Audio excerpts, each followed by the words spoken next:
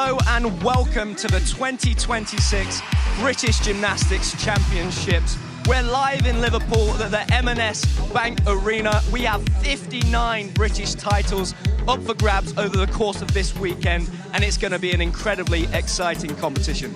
Yes, I'm Sydney Davis. Alongside me is Olympic medalist Sam Alden, and we are here from a packed M&S Bank Arena. They are making an absolute racket behind us, and the competition hasn't even gotten underway yet, so this is going to be a cracker of a competition, Sam. Absolutely, Sydney. The atmosphere in here is going to be electric. We have some of the very best gymnasts in the world competing today in the all-around event to be crowned the British champion. We're going to see the return of Max Whitlock. We've got Jake Jarman competing on 6 apparatus and many, many more. Yeah, the 2025 edition of this Artistic Gymnastics Championships was incredible enough. But this year, as you mentioned, Sam, some of the names returning are really going to heat this competition up. In the women's competition, we've got all of our Paris Olympians coming back. Becky Downey, MBE, is going to be here. Alice Kinsella, Georgia May Fenton, Ruby Evans, Abby Martin, to name just a few of the talent that are really going to be vying for this all-around title. Yeah, that's right, Sydney. The field in both the men's and the women's competition is absolutely stacked. I'm so excited to see these performances, and it's going to be an incredible afternoon for everybody here in the arena, for us in the studio, and also everyone at home watching. Yeah, we're all so excited to see what these gymnasts are able to put out there today. We're live on BBC iPlayer, and you might be watching at home with family members who perhaps haven't seen gymnastics before. So take a look at this explainer video to get you up to speed with everything you need to know for this afternoon. Women compete on 4 pieces of apparatus: vault, uneven bars, beam and floor. Men compete on 6 apparatus: floor, pommel, rings, vault, parallel bars and high bar. Performances can last from about 10 seconds for a vault run to 90 seconds on the floor. In an all-around competition, gymnasts compete on each piece of apparatus. Their combined score on all pieces gives them their all-around total. Nailing goal routines is a tough task. Just a small mistake can affect the final score and move them out of medal contention. Some gymnasts will not compete on all apparatus and will not be included in the all-around rankings, only competing to qualify for the apparatus finals. In apparatus finals, medals are fought for by the best gymnasts on a single piece of apparatus. The men have 6 apparatus finals. The women have 4. Each final contains 8 gymnasts. The top 8 gymnasts taken from the all-around competition on a particular piece of apparatus. Apparatus specialists have their chance to shine in these finals, competing their hardest routines to fight it out for the title of apparatus champion. Routines are judged by a panel of 4 judges. 2 of these form the E jury and 2 form the D jury. The E jury look at the execution of a routine. Starting with 10 marks, they will deduct marks for technical errors such as falls, bent legs, and other mistakes. The D jury assesses the difficulty of a routine. Each skill in a routine has its own difficulty value. During a routine, the top 8 skills are added up to make the difficulty score. The E and the D scores are then added together to make the final score. More information can be found in the events programme.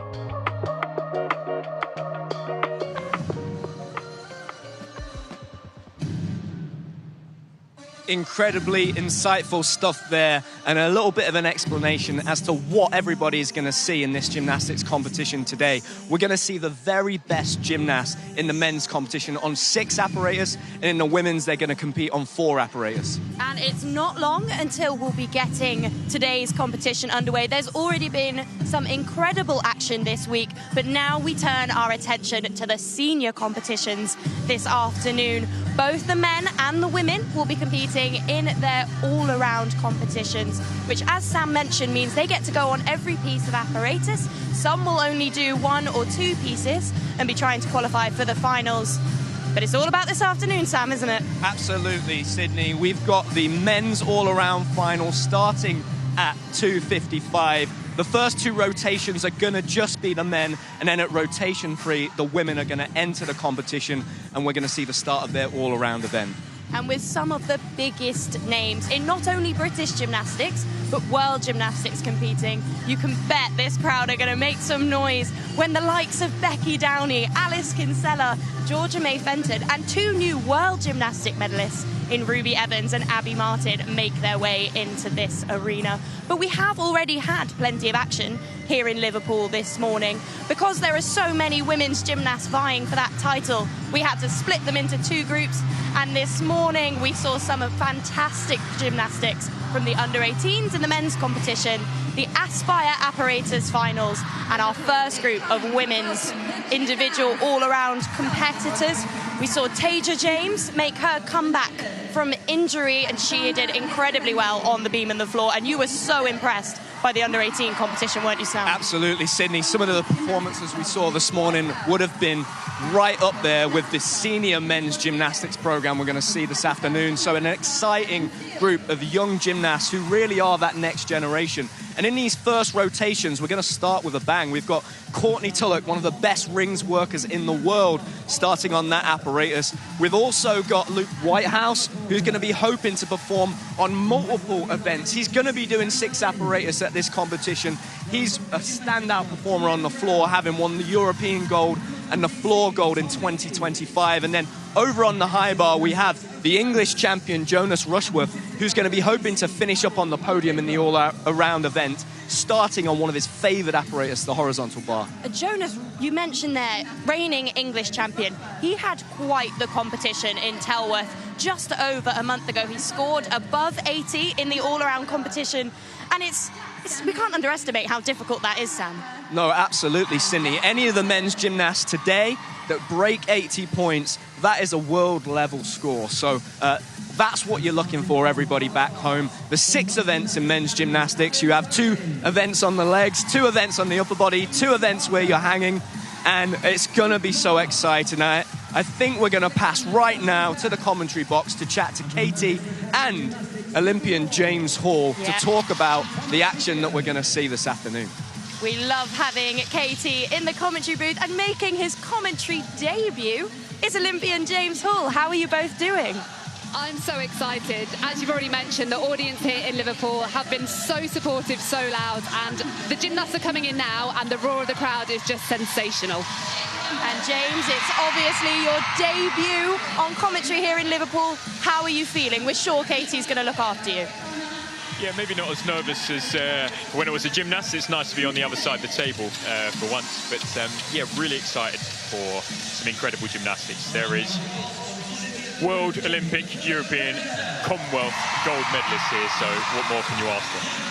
Katie, what performances are you looking out for in particular in this competition? And maybe in those first 2 rotations, actually, where it's just the men performing, is there anything that you're really excited to see this afternoon? There are so many gymnasts that I'm really excited to see here in the competition this afternoon. For the women, I am fascinated to see the comeback of Becky Downey. About this time last year, she was having 2 major shoulder surgeries. And as a specialist bar worker, obviously that's had a significant impact on her training in the last 12 months. So I can't wait to see what she's put together. But in these first couple of rotations, it's got to be Courtney Tulloch on the rings. He is the king of the rings. He scored a medal here in Liverpool when we had the World Championships here. So he's got some great calibre on that piece, and it's going to be a really exciting routine. And James, of course, it's not been long since you yourself were out there on the floor. Tell us, what will these gymnasts be feeling as they make their way into the arena and getting ready to compete in front of this crowd? I think now they'll probably be feeling the most nerves that they'll be feeling, waiting to come on. They're chomping at the bit, they've done the warm-up, they want to get out there and get it done. But I tell you what, when you step up onto that podium and you're waiting there in front of the apparatus, oddly enough, that's probably when they're at their most calm. They're ready, they've done the training. Today, they just need to enjoy it. And James, you know Courtney very well. You trained with him for a very long time throughout your career. What are you looking forward to in particular to see from him today in his performances on the apparatus? I think overall, for him to enjoy himself, he's just come off the back of a silver medal at a World Cup in Turkey. So for him, he knows he can do it. So go out, do his job and enjoy it. And Katie, this is of course a huge event in the British gymnastics calendar, but actually it's just marking the start of a really exciting international gymnastics calendar. Can you tell us what's coming up for gymnastics fans to enjoy this year? Yeah, 2026 is a huge year. We've got 2 major championships in the European Championships and of course the Commonwealth Games, which are being held in Glasgow this summer. So it's not just British titles on the line, but there's lots of gymnasts in this field of competitors who are chasing qualifying scores to try and get onto those Commonwealth teams, because that is going to be an outstanding event. Yeah, and James, you yourself competed at the Commonwealth Games, the European Championships and the World Championships back in 2022. How much does strategy come into play here for a lot of these top gymnasts that are maybe going to have the opportunity to compete at 3 major championships in less than 6 months? Yeah, I think for me it was always about pacing myself and trusting myself. I think when you've been in the game for a long time, you know exactly what you need, and you know, trying not to panic and think, oh, I need to do more. Trust in what you've done, and again, enjoy the process, and what will be will be. And of course we can see that the lights have come up in the arena. The gymnasts are getting some touches, getting their warm-ups in. Katie, it's not long till this competition gets underway. Can you believe the 2026 British Gymnastics champs are here already? I mean, the start of this year has gone so quickly. This is the culmination already of quite a busy season for a lot of these gymnasts. We've had the home nations competitions in England, Wales and Scotland, and most of these competitors will have taken part in at least one of those. Some using it as a critical competition to get scores for those Commonwealth spots, but lots of others using it as a warm-up. So this really is the culmination of that kind of pathway, and gymnasts will really be hoping to nail and deliver their best performances here today. And James, can you tell us a little bit about maybe what was your favourite apparatus to compete here in Liverpool? And is that the same as the favourite apparatus you have in terms of watching as a fan from that commentary box? Yeah, it's got to be the high bar for me. That is an absolutely nuts apparatus. You know, you've got people flying through the air and trying to catch the bar again. So that one for me, that was always probably the most nerve-wracking for me. Terrifying when you're stood there waiting to do a routine, but it's the most exciting. There's nothing like it. Well, before we came to chat to you guys, we chatted about how impressive Jonas Rushworth was at the English. James, he might be targeting another score above 80 in the all-around competition today. Can you tell us just how impressive hitting a mark like that is for an all-around gymnast? Yeah, extremely impressive. And, you know, he's still a youngster in comparison to some of the other guys. Not to call the other guys old, but he's still a youngster and he's got everything to play for. And I really love his attitude, because he just goes out there, he enjoys it, and he really shows off his best gymnastics. So it's all to play for him today. Amazing. And James, you were a great all-rounder yourself. What do you think it is? What characteristics do great all-rounders have? And when you've been around some of the best all-arounders in the world, some of the Olympic champions, world champions, and you've been in that mix, is there anything in particular that stands out for you? Again, I think it was pacing myself for me, and that means in training, in the competition, it's not over until it's over. I think in this very arena in 2022, as a team, we were in 8th place and we managed to claw ourselves back to a bronze medal. And the same goes for being an all-arounder. You know, you might have a mistake in the competition, but it's not over until it's over. Amazing. Well, James, Katie, we're going to pass over to you now to take us all through the action in rotation 1. We can't wait. Enjoy it, and we'll speak to you guys soon. Well, that certainly set the scene for this afternoon. You can see on the camera now, some of the competitions have already started, and that's because the gymnasts have different amount of warm-up times, don't they, depending on which apparatus it is that they're taking part on. Absolutely. The parallel bars, you'll have a little bit longer, just because people do their grip. They use syrup, they use chalk, and some other crazy stuff, some sugar water, whatever you like, maybe some Lucozade as well. But yeah, they'll have a little longer on there, and they'll be preparing themselves, mainly getting the most difficult skills done, just to settle themselves. So we can see that Jonas Rushworth has already started his competition on the high bar. It's a tricky first piece to have, isn't it? And especially when you've got big gymnastics like that. Absolutely.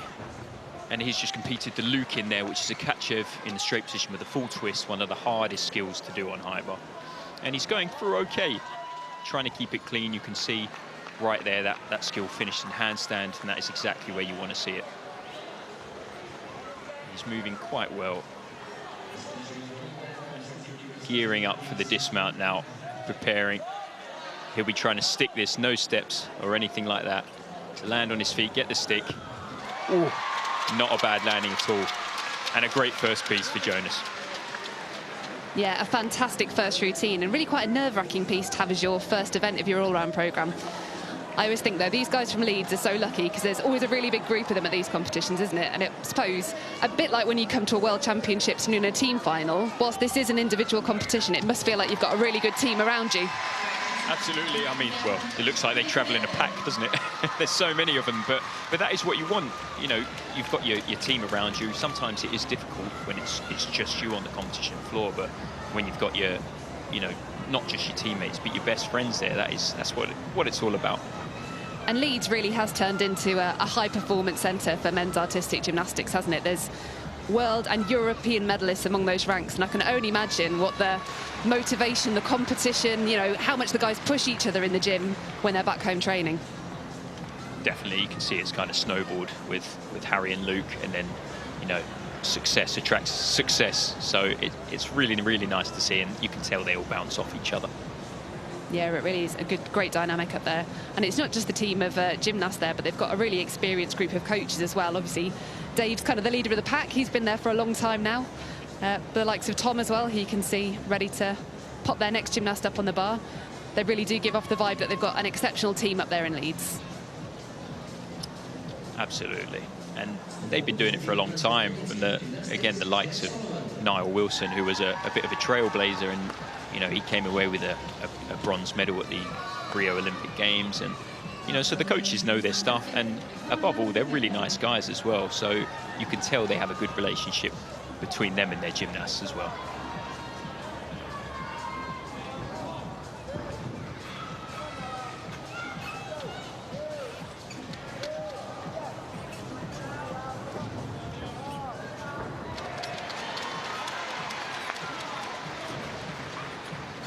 Here we are on bar.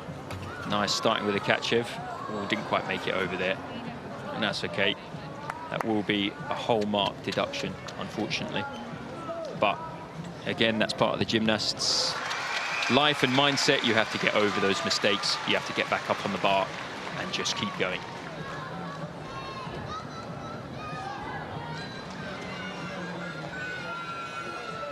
Tom, his coach, probably giving him some words of wisdom there, which skills to repeat and, you know, what comes next. Just got to keep calm, get back on the bar, and act as if it didn't happen.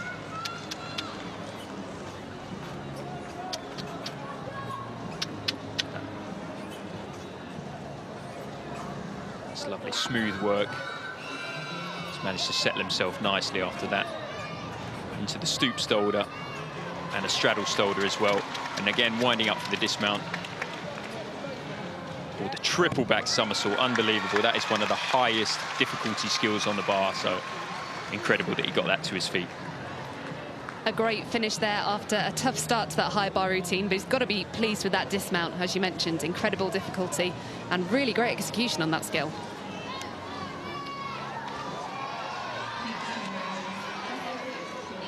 Here we go. Courtney Tulloch, one of the big guns, going up on rings.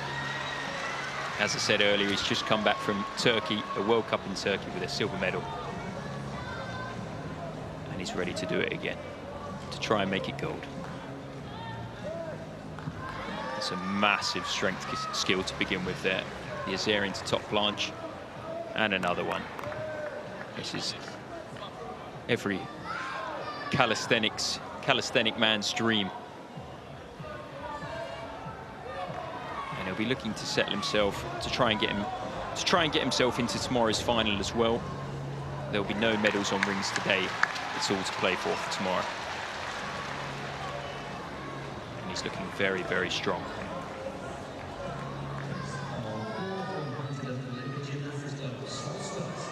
Lovely. And that's a requirement to swing to handstand, so every gymnast must have that in their routine. And a huge dismount, triple back somersault, and unfortunately just sits it down there. But what a routine. The rest of it was squeaky clean. Great reception from the crowd there. They know these gymnastic skills are incredibly difficult, so even when they don't quite go to plan, there's definitely some appreciation there. And you can see his coach on that dismount was a little bit disappointed, but crikey, the spatial awareness you need when you're doing 3 flips in the air and trying to get your feet landing on the floor cleanly, it's remarkable. And I tell you, after all those strength skills, when you're out of breath, you know, your muscles aren't working the way you want them to anymore. So to throw a huge dismount like that, you know, that's something to be said about Courtney. But he's still got a huge amount of difficulty in that routine, so it wouldn't be a surprise if he still made the final. But there is a long way to go in this competition. And I think we're going to be...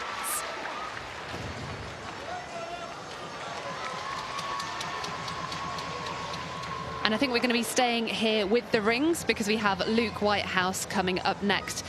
Now, not the same kind of build as Courtney, but actually really quite good on the rings, Luke, isn't he?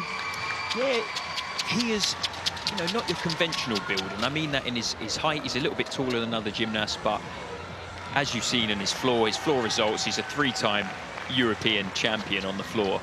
And then for rings, he's got some strength to show. He's a very strong guy, as you'll see with his first few skills on the rings. And really creating a bit of an all-round threat in the next couple of years to come, I'd have thought. As you mentioned, he's phenomenal on the floor, got some great skills on vault as well, and those two often go hand in hand. But he's really developing his routines and difficulty across all 6 of these apparatus. Definitely, he showed his worth in Paris. You know, he was a key player in that team. And there he goes. You know, rings is a really difficult piece to be good on, especially as somebody that can deliver more than just that apparatus. You know, he's packing in the difficulty here, 2 cross elements and a Honma to cross there. And he's clean. That's the thing I love about Luke. He's so clean. He swings well, and he's so measured in what he does. You can really trust him in a team environment. Swinging well. And he's gone big for the dismount. Another triple, but again, unfortunately, that just shows the difficulty of that dismount. He's sat it down there, unfortunately. And whilst there are lots of titles on the line today for our all-around competitors, and obviously these guys really want to get into the finals tomorrow, for a lot of these really top-level gymnasts, this is just another marker in the calendar, isn't it? Really, their aspirations are to be peaking and performing at their absolute best when they do get to those European Championships or Commonwealth Games. So whilst for some people this is the peak of their competition season, for others this is the perfect platform to test out those routines, push the big skills to make sure they're ready for later down the line. Absolutely. I think for the guys like Luke and Courtney, you'll be looking at the bigger picture, which are, you know, the Europeans, the Commonwealth Games and the World Championships at the end of the year. Those are the ones you'll be wanting to peak for, like you say. And we mentioned just how many gymnasts there were here from Leeds Gymnastics Club. In fact, they've got so many that Luke's not in the same group as the rest of his teammates. He's had to be separated out to go onto another piece. So just shows the strength and depth they have at that club even more. Exactly that. But an experienced hand like Luke, that won't shake him too much. He'll be locked in, he'll be ready to go, and his teammates are never far away in the arena. So if anything, he'll be hearing their screams from the other side.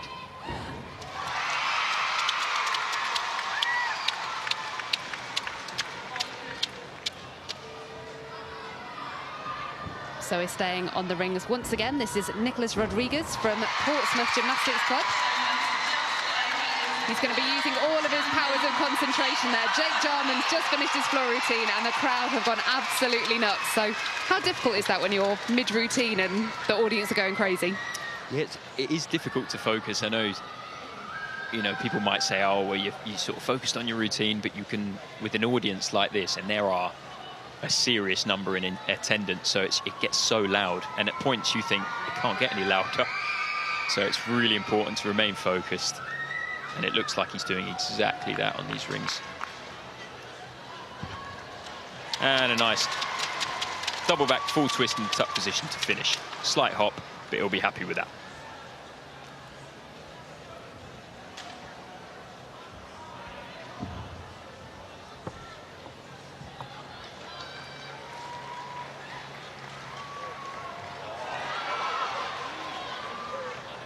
But it is great seeing, you know, you've got 2 ends of the spectrum. You've got people that are funded, their sole job is to do gymnastics, and then you've got other people that have a full-time job. you know, and their passion is gymnastics, though, to have those guys in the same arena, you know, they're heroes just as much as the world champions and the European champions. You know, balancing gymnastics in a full-time job is no mean feat. For sure. We've got quite a small number of senior men's gymnasts actually that are able to qualify to this competition, and just making it to Liverpool for a lot of these gymnasts is, you know, the icing on top of the cake. It's a very exciting event to be part of, and the show that British Gymnastics put on here, I mean, as we've mentioned, this is the venue that hosted the World Championships just a couple of years ago, and the atmosphere here at these British Championships is just as good as that. Swiftly moving over to the floor now, this is Kieran Rockett. Absolutely. You can tell he's got the power, starting with a double somersault for the first tumble. Twisting well.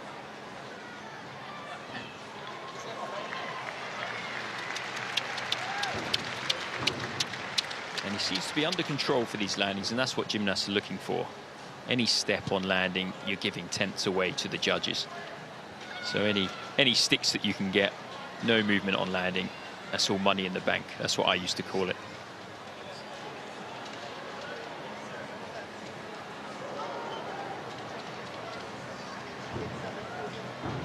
Ooh. And that just shows the power.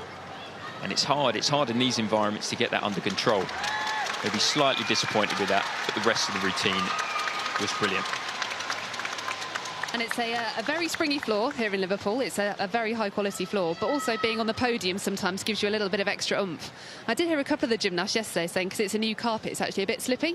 So when you get a landing like that, it makes it even more difficult to control. Exactly that, and you throw nerves and everything else. And, you know, these guys have been waiting around all day as well, which for me always added to the nerves, because you're sort of stewing in it a little bit, you're chomping at the bit, waiting to get going.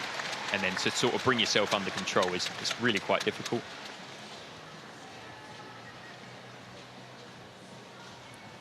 Certainly is. Controlling those landings is difficult work. What would have been your piece of choice to start on in an all-round competition? Oh, that's a tricky question. Does rest count? I think rings or vault was always a steady one. You know, when you're fresh, you've got the power, you've got the strength. So that was always a good one for me. I think the most difficult was probably pommel. I think trying to control the nerves, but you know, that comes with experience. At the end of the day, you have to compete, and learn, try different things. You're not gonna find the winning formula straight away. So, you know, you just explore. And at some point, you're gonna have to start on your least favourite. So you better get that in your head. As much as it's nice to have a favourite, you never get a choice, do you? You're bound by the competition programme. And floor is the fate for Theo Amariachana from Heathrow Gymnastics Club. He's handling it well, but he did just go out the floor there. And again, that's power, first piece. But there will be a deduction for that. But that's a much better landing there. And that double somersault with the full twist. And a very nice stuck landing, giving nothing away to the judges. And gymnasts have to show a double somersault in their routine and twisting elements, forwards and backwards. So you've really got to pack in that difficulty.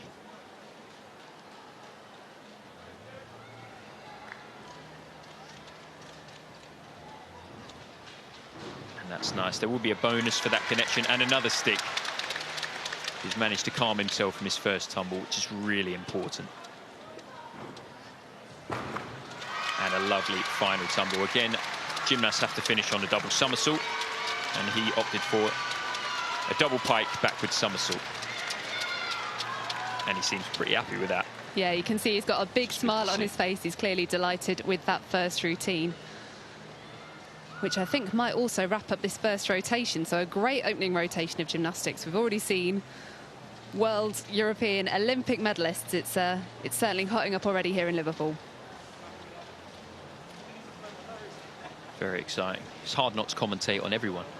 Looking around the arena, and there's just such incredible gymnastics everywhere you look. And seeing that landing again, he actually did a really good job there. So the cream area of the carpet denotes where the gymnasts are trying to stay.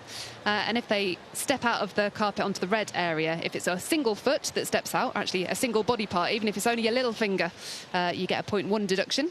But if it's more than 1, it's 0.3. And he could have easily kind of dragged that second foot into the red, but he obviously had very good awareness of exactly where he was and made sure he didn't take that extra step.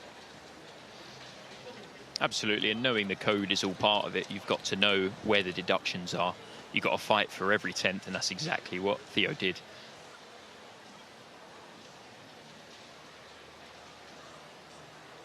Just looking around the arena, it looks like there's quite a few people here, which is nice for a Saturday afternoon. Yeah, it's really filled up, actually, which is exciting.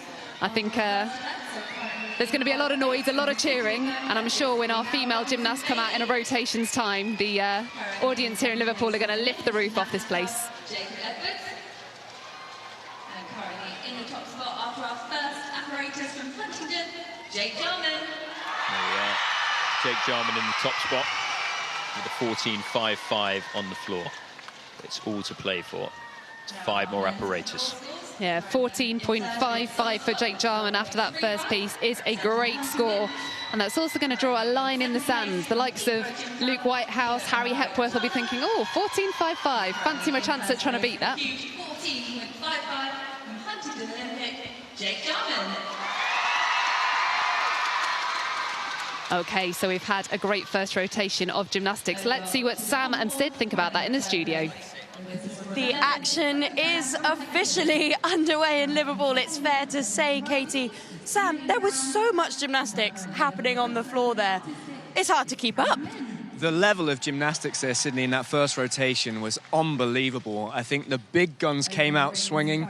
Jake Jarman setting the standard there on the floor. He is the world champion. You've also got some of the gymnasts on the vault. So Ramel Bailey-Robinson doing a great job, sitting there close to the top, and Joe Fraser. But on our apparatus that we were focusing on the rings and the high bar, Jonas did a great routine, managed to get through his very difficult Lucan skill on the high bar. And even with a fall from Luke Whitehouse and Courtney Tulloch on their very difficult triple back somersaults, they're still up there in the standings. So what a start to the competition. Well, let's speak about those falls. We saw both Courtney and Luke sit down on their dismounts. This is, of course, only the first piece of apparatus in a 6-apparatus final. How important is it to get up, dust yourself off when you've had an error like that? We've got Courtney's routine up now.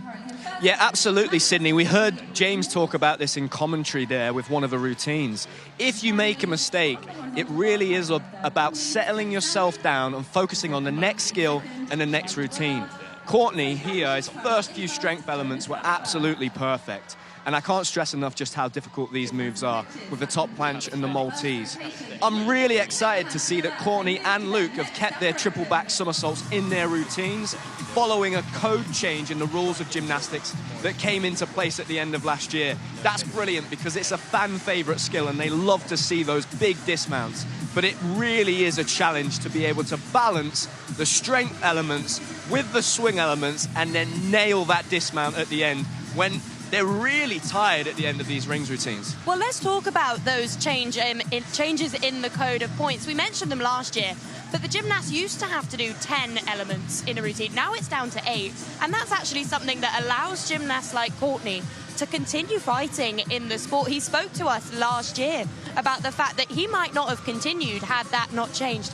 It's a great addition for him, isn't it? Absolutely, Sydney. And to be honest, I had the same conversation 12 months on, which was yesterday with Max Whitlock, saying that because the code had changed from 10 elements in a routine down to 8, effectively that was a 20% reduction in the amount of gymnastics the gymnasts are going out to perform now. So he was able to adapt to this code quite easily, and Courtney said the same thing a year ago. Courtney just off the back of a silver medal at the World Cup in Antalya, so he is still one of the very best rings workers in the world. Well, these now are some huge names in international gymnastics, and we heard the response they got when they were announced by this crowd. Courtney Tulloch, Jake Jarman, the crowd went wild, and they're household names now, these gymnasts, given the longevity of the careers and what they're allowed to go on and achieve. What kind of pressure Does that add to their performance? Because it was so loud in here when they were announced onto the competition floor. You're absolutely right, Sydney. I mean, the atmosphere in here is electric. But for these guys, you know, when you look at their careers, the likes of Jake Jarman and Courtney Tulloch, we're talking about gymnasts that have so many major championship medals. The experience they have, multiple Olympic Games, Commonwealth Games, European Championships. I'm sure that they're in a position in their career where all it does is spur them on and give them a massive boost. But for some of these younger gymnasts that maybe don't quite have that experience, it can be intimidating being in that atmosphere. But hopefully, all of the gymnasts will be supporting each other and they'll step it up a level today, which is what we've seen in that first rotation. It absolutely is. We saw Sol Scott get his competition underway on the floor. He's an exciting talent from Huntington Gymnastics Club. He's someone to keep an eye out for, Sam. Definitely, Sydney. He's made that step up from being a junior gymnast last year, having a lot of success at the Junior World Championships, and he's now transitioned into the senior ranks, already performing really well. Been to some World Cups, was out at the American Cup and put on a great performance there against the Olympic champion. So an amazing opportunity for these young gymnasts to get some great experience early on in this year, which is going to be such a stacked 2026 competition season. Yep, you mentioned some of the titles that the likes of Courtney Tulloch and Jake Jarman have to their name. This season is only going to give them the opportunity to add to that tally. We're going to head back out onto the competition floor and pass you back over to Katie Foster and James Hall. Thanks so much, guys. As you've mentioned, the competition is hotting up already, and we can't wait to see what's going to be happening in this second rotation. I can see some massive vaults being warmed up, but really there are just superstars all around this arena already. We had the pleasure of watching Courtney on the rings in the first rotation, and he is warming up some seriously big gymnastics here on the vault. Yeah, again, as I said earlier, it'll be important for athletes to warm up probably the skills that make them most nervous, you know, the elements that make them most nervous in their routine, just to get that final practice in and to get it fresh in their mind. And Courtney, of course, is best known for his work on the rings. That's where he's got his world medals, where he's had his most success. But when you kind of put the picture together, put that jigsaw puzzle of a team that you're going to send to a Europeans, a Commonwealth Games, and Olympic Games in a couple of years' time, it's very difficult to make those teams as a one-event gymnast, isn't it? You really do need to have a few strings to your bow to go, selectors, pick me, I can give you scores on multiple apparatus. And he's pushing really hard to do that.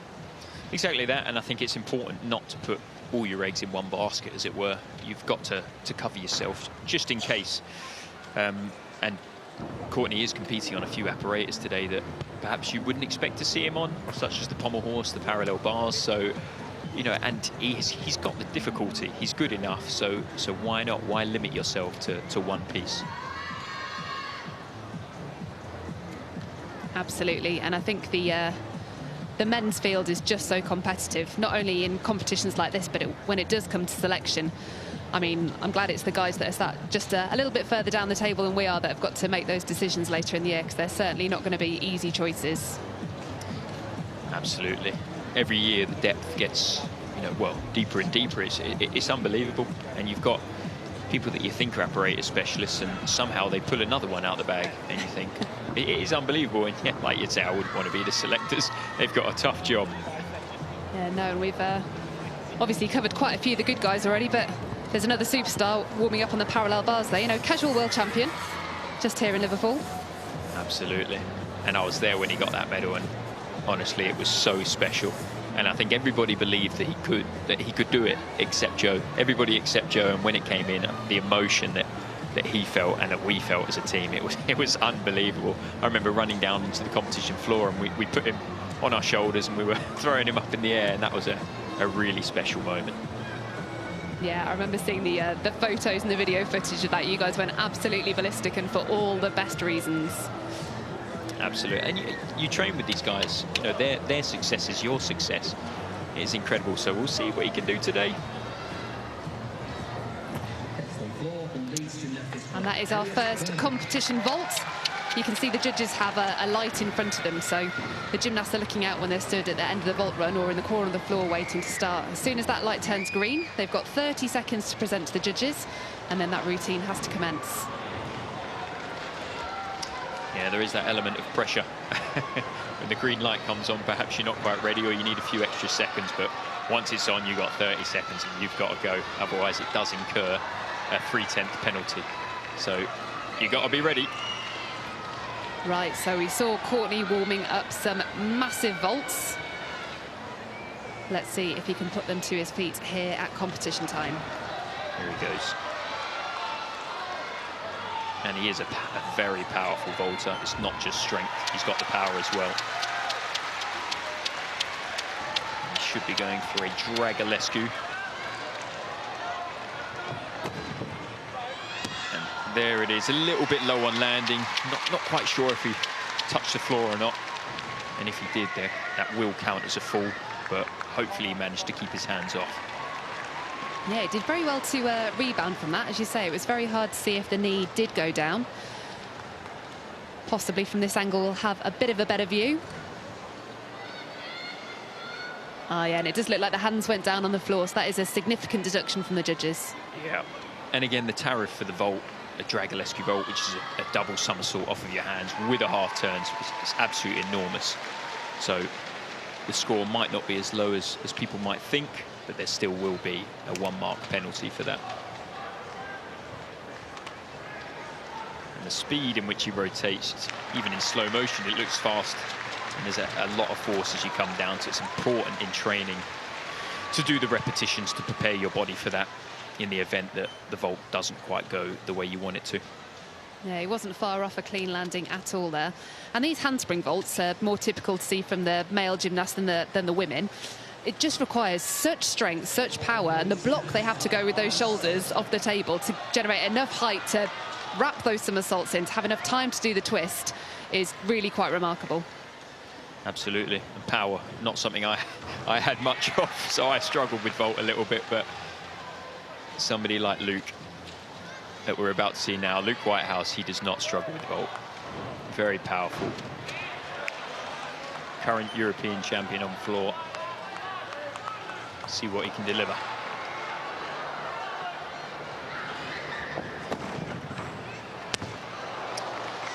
Unfortunately, not his day on vault today. Looked a little bit slow in the run. Just couldn't quite get the height off the block, off the table. And unfortunately sat that down, which again will be a marked deduction.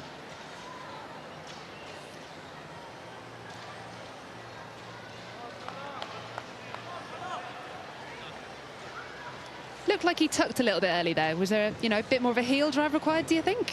Yeah, I think so. Maybe a little bit. And maybe could be anything, really. Might not have got his run up right, but it wasn't enough this time. But again, being an experienced head, he'll have to shake that off and prepare for his next apparatus. And the gymnasts are pretty committed once they've initiated that vault run, aren't they? There's a deduction if you kind of decide your steps aren't quite right and you dodge off to the side. They can have an opportunity to have another go as long as they don't touch the springboard or the table. But realistically, at this level, and obviously with Luke's level of experience, that's not something you'd expect to happen. No, exactly. Hopefully not. I think that's every gymnast's worst nightmare, is to get you running wrong on vault. And sometimes it's hard to make that snap decision where sometimes you just commit to the vault, or you do nothing and you get a 0. So it's really all or nothing on this piece of apparatus. Yeah, it really is. And it's interesting, especially when you're doing a multiple somersault type vault. You really are committed, aren't you? I suppose if you're doing a twisting vault and you feel like your block's not quite right, or maybe you just, sense you haven't got the height, then possibly you can reduce the number of twists you're doing. But if you're doing a multiple somersault vault, you're all in. Absolutely. And we've just seen there from Nicholas Rodriguez on the vault, on the replay, a straight Kasamatsu, that vault's called. And it's not necessarily playing it safe, but it's not as high a tariff as the double somersaults. But it's a much higher chance that you're going to land on your feet.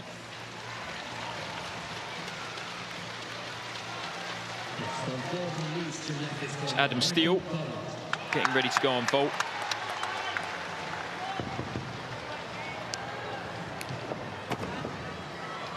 And that's nice, clean work, the double twist and a nice landing. That they should reward him for that. Adam, an Irish gymnast as well. He's been around the block, Europeans, World Championships, and he's always performed well, always been a strong all-arounder. And life's changed for him a little bit recently. He's a dad, and trying to fit dad life and training in is no easy task, but to come here and to perform a vault like that is a testament to his hard work. Yeah, there's definitely been a shift to carrying on gymnastics for longer, both within our men's and women's programme. And actually, there's quite a few parents out on the floor today, which must be such a difficult thing to balance. But incredible that our sport and the longevity of training and competing has adapted so that people can do that. It's amazing.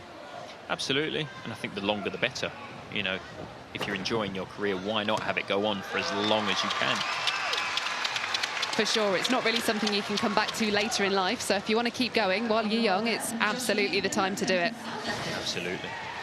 And we've got a very exciting performer coming up next on the high bar. This is Alex Yolshin-Cash, who's representing Notts Gymnastics Academy. They've already had a very successful weekend here with Zakane Fawzi becoming the under-18 champion just a couple of hours ago. And Alex, of course, had a fantastic 2025, went to the World Championships, made the pommel final, and I think placed 5th in the world on that apparatus. And that's unbelievable in itself.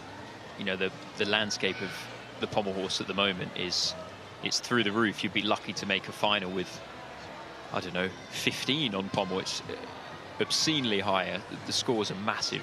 And to do that, and he's a young lad as well, he's got plenty of his career in front of him. But he's not just a pommel worker, he's getting ready to show us his skills on the high bar as well. And Alex has got quite a different frame to some of the gymnasts we've seen earlier. He's tall, he's got long lines, and actually I really like the look of him on high bar. He's got really quite an elegant swing, and I think that sets him apart from some of the other competitors. Yeah, he's very tidy, and hopefully we'll see that in this routine. He's straight into it. And this is quite common that the gymnasts start with this skill. It's called a squat half, and usually prepares you quite well for your routine. And now into the releases, to the Kovac, and it is a stretch, but he's managed to keep himself on the bar. And a catch, Evan. He's managed to calm himself down, and that's what it's all about, not to panic. And now into the Steinerman, which is always a crowd pleaser. Hear a lot of oohs and ahs with that one. And he's moving well.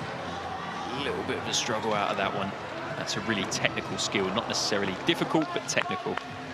And the dismount, a double-double in a straight position. And a landing. He'll be happy just to have stayed on the bar with that first release. Yeah, that Kovac definitely had a few of the coaches in the background there jumping.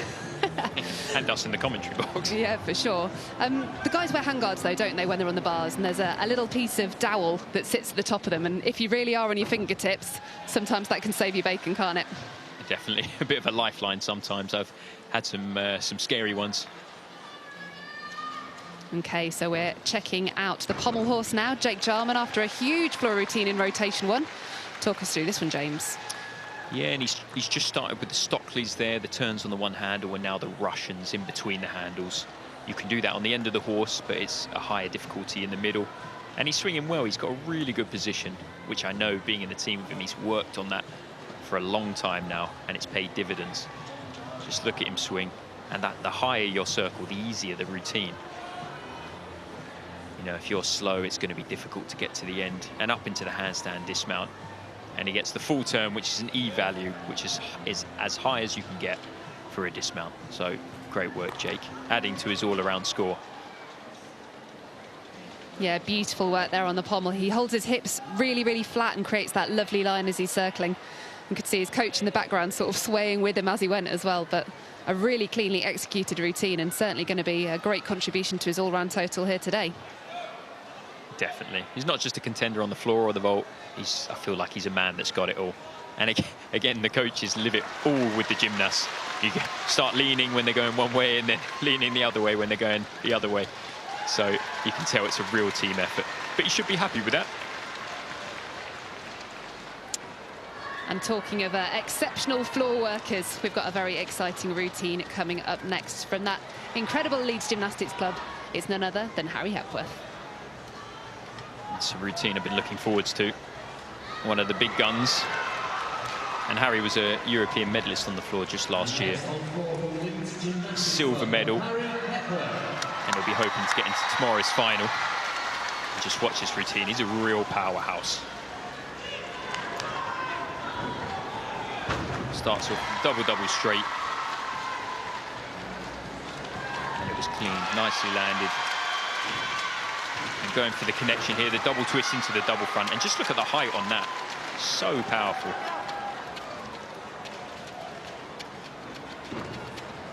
And a 3.5 twist. And he's really nailing those landings, making sure he's giving as little as possible to the judges.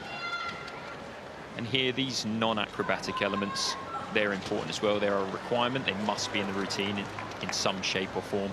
Could be a handstand or it could be a planche like Harry's just shown us. He's moving well, got to stay calm. And a triple double. It's a double tuck somersault with 3 twists. 4th tumble as well. It's unbelievable.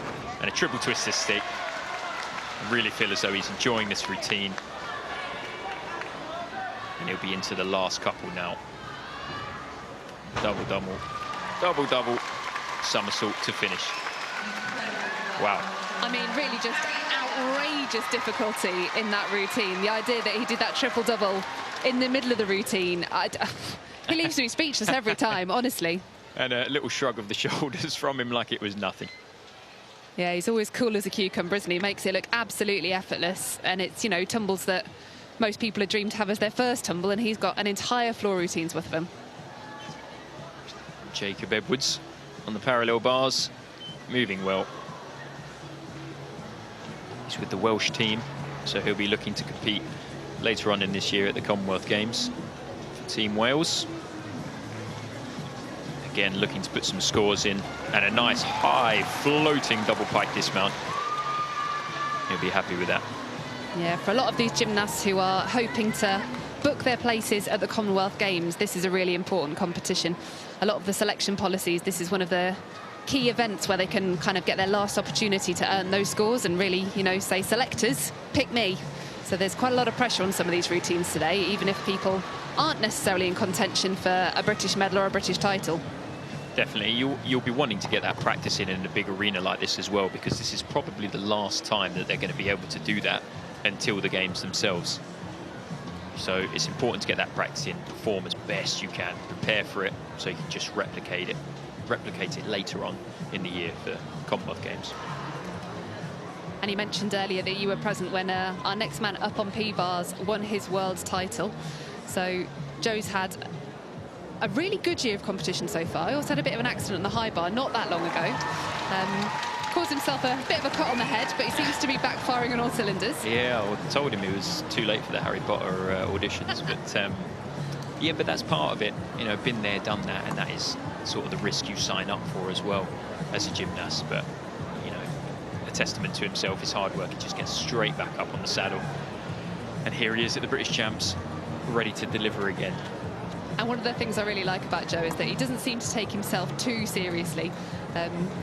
As I mentioned, had a bit of a fall off the high bar and caught his head. Not a nice accident at all, but, you know, shared the video on social media, was, you know, making a bit of a joke about it, really. And I suppose when you do have what could have been potentially quite a scary incident like that, being able to see the light side and, you know, crack on is what makes you an exceptional athlete and competitor. Definitely. You've got to be able to shake it off and laugh about it, and the medical team do a great job. They sort of check you over and make sure that you're okay, and then after that, you've got to smile. But here he goes, ready to deliver. This should be jam-packed with difficulty, starting with the Honma as a common start, but high difficulty. The undersummy with a half turn there, and one without a turn. Both, again, high-value skills. And the Tanaka element, that is... you don't really see many people doing that, but Joe is one of them, time and time again. And the one bar, long swing to one bar, having to fight a little bit there. And the Healy out of it, he's under control. Again, experience will do that to you. Just know what to do to settle yourself. And into the dismount. Oh, and a stick. Lovely work. Lovely work. And he had a little bit of a shaky competition at the English Championships a couple of weeks ago, but again, he's said goodbye to that, put it behind him, and here he is, delivering a routine like that, world class. And Coach Luke there looked absolutely delighted. He hit the floor, Luke threw his hands up in the air. He's definitely pleased with that performance. And I would be too. There's a huge routine. And again, looking to get himself a spot in the final tomorrow. And the competition's not over yet, but that will probably get him inside. I'd certainly like to think so. And I've noticed that he's got some strapping on his upper arms, and that's something quite a lot of the gymnasts used to do on P-bars, isn't it? Absolutely, but I did always used to make fun of him and say he had really soft skin on his underarms. I never used them. No, but the elements that he's throwing there, you just saw his arms take a beating. So using the protection, it protects your skin and gives you a little bit of padding when you come down on those bars. Yeah, I don't blame him. I think I'd opt for the padding too. And much like the club at Leeds, there's plenty of City of Birmingham boys here on the competition floor too. But mentioning Leeds, here's Jonas Rushworth's floor from just a few moments ago. Lovely start there. Again, keeping those landings under control.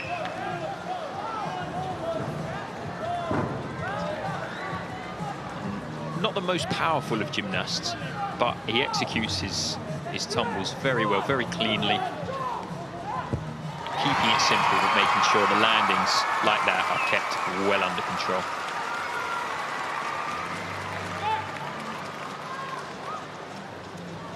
And this is one of those non-acrobatic elements that I was talking about, a lift to handstand.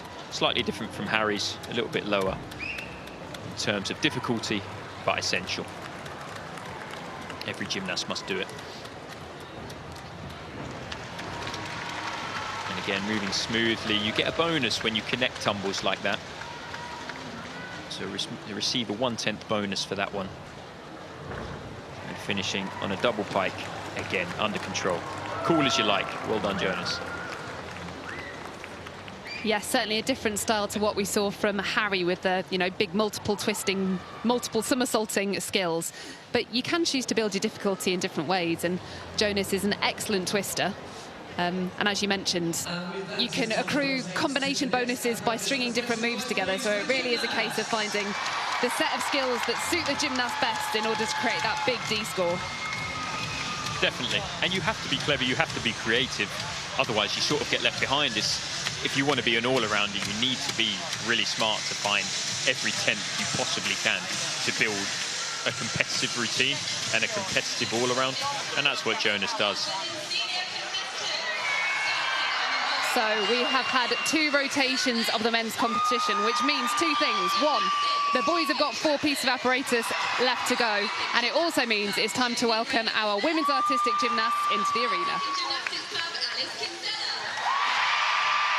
More bodies in the arena, that's exciting. And again, I feel like there's more people trickling in through the doors, so it is going to get even louder with the women in now. It sure is, and there are some exceptional gymnasts in this women's competition. As Sydney mentioned earlier, we have all of the Paris Olympic team back on the floor, and it's going to be very exciting to see what they do here in Liverpool today. Absolutely, and you see those youngsters in the crowd there, that's just who they're inspiring. It's amazing opportunity for little kids to come to an enormous arena like this and see their heroes in action, and to one day be like them, compete with them. Okay, so while the gymnasts are getting their warm-ups underway, we're going to check out a VT all about the one and only Courtney Tulloch. Hi, I'm Courtney Tulloch. I'm from Essex.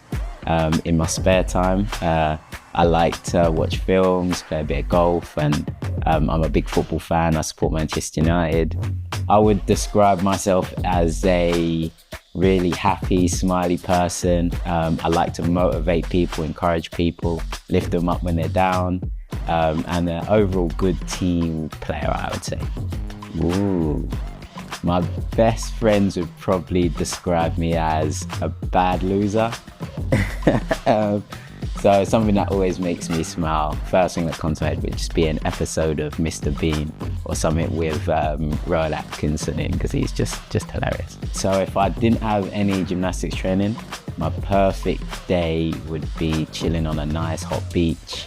If it wasn't chilling on a beach, probably at a theme park. I'm Courtney Tulloch and I'm a gymnast for Great Britain. Really nice to get to know Courtney Tulloch a little bit better there, and interesting actually to see him sort of happy and smiley and relaxed. I think sometimes he seems quite stoic in competition. He's quite a focused gymnast, so really nice to see that there's that other side to him too. Absolutely. I believe everything he said. He is such a kind person. Although I will say the golf, Courtney, might need a little bit more work. But, you know, he's such a gentle guy and a fierce competitor. And you can see it. He's just, as he walks around the arena, that stoic demeanour is just ready to go, ready to deliver. What a guy. And actually being able to switch it on but also relax in the moments when you get the opportunity is a really important element of balance that these guys need to have, because you cannot be focused and on it all the time. It would just be exhausting, wouldn't it? So being able to switch it on when you need to and have that game face ready to go, but also being able to relax and enjoy is such an important factor. Definitely, and I learned a lot from Courtney actually in competitions. I was always, I think in my younger days, quite highly strung. I really wanted the competition to go well, and you know, I could hardly enjoy it. But you know, with Courtney around, he's always laughing, cracking jokes, and it's important. It's important to do that. Otherwise, you're not going to enjoy your experience. So I learned a lot from him. Learned to loosen up, and was fortunate enough to train with him as well for 13 years, which was lovely. And he's a really, really brilliant man. Very nice to know that we can get to know these gymnasts a little bit better.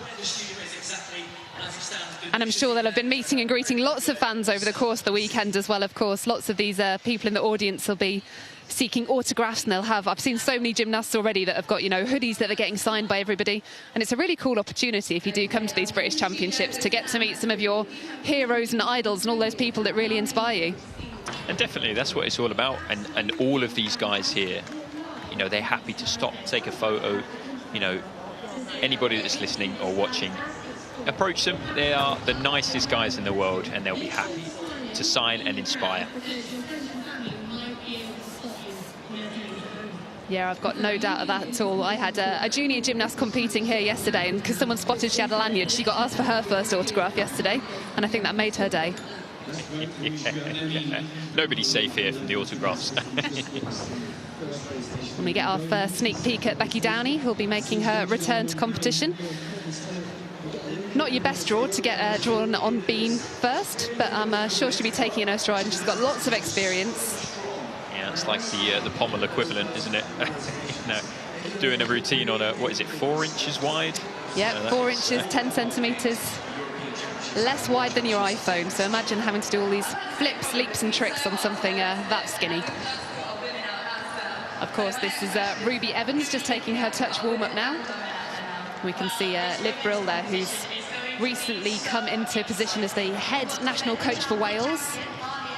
She's another one of these coaches that's got a tough selection process to undertake. The Welsh Commonwealth team, certainly for the girls, is going to be an incredibly challenging selection. There's just so many people in the mix, and they're going to be pushing and contending for team titles and apparatus medals up in Scotland in the summer.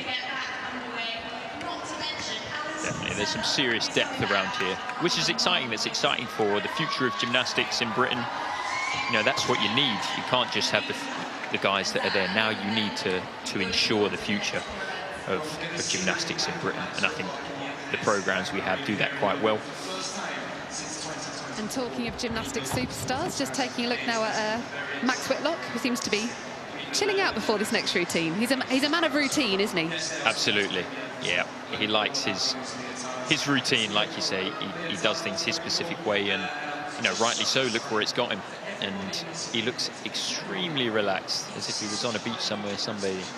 But wait till he gets on his apparatus, on the parallel bars, and we'll see what he's got in store. I believe he's thrown in some upgrades, so that should be exciting. Very exciting, as we get our first glimpse of Abby Martin from South Devon Gymnastics Club. Of course, had a absolutely tremendous back end of the year last year. She wasn't here at these British Championships and had quite a slow recovery from an injury, which I know she found really challenging and frustrating. I think as a young senior gymnast experiencing a reasonably long-term injury was a new experience for her, but I'm sure a very valuable one that she'll benefit from in the future. Definitely. And it looks like competition is getting underway as we join Ellie Lewis on the beam. She had a very ambitious mount there, and one that attracts a lot of difficulty value, but of course with high difficulty comes high risk. Oh, and off the beam again. Right, Ellie really needs to press the reset button here. It's a very tall order starting your competition on the beam, but the important thing is that when you do have a mistake like that, you can't let it affect the rest of your routine. So hopefully she's taken a deep breath, had a little word with herself, and can concentrate on the skills that are still to come. Oh, and it is not Ellie's day here. Off again on the free cartwheel. And as a coach, how important is it to press that reset button for yourself in competition when your athlete has had a couple falls on one apparatus? Oh, massively so. I think the gymnasts absolutely feed off the energy that their coach gives, and you know, when you come off the podium having had a routine that has not gone to plan, I think my words are always, you know, take 60 seconds, be frustrated, that's okay. It shows that you care about your performance, but you know what? You've still got 3 apparatus left to go, so be grumpy for 60 seconds and then we've got to go again. Definitely. Have some jelly babies. That was something I always kept in my bag, a little pick-me-up. Have a jelly baby. That is true. Feel good about yourself and then move on.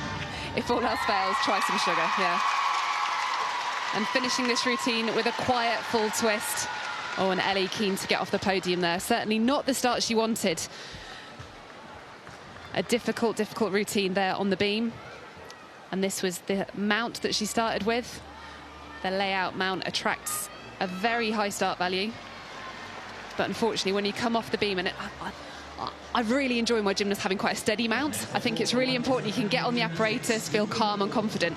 And yes, that attracts a lot of difficulty value, but also coming off the first skill is not a fun way to start. It is that risk versus reward though, isn't it?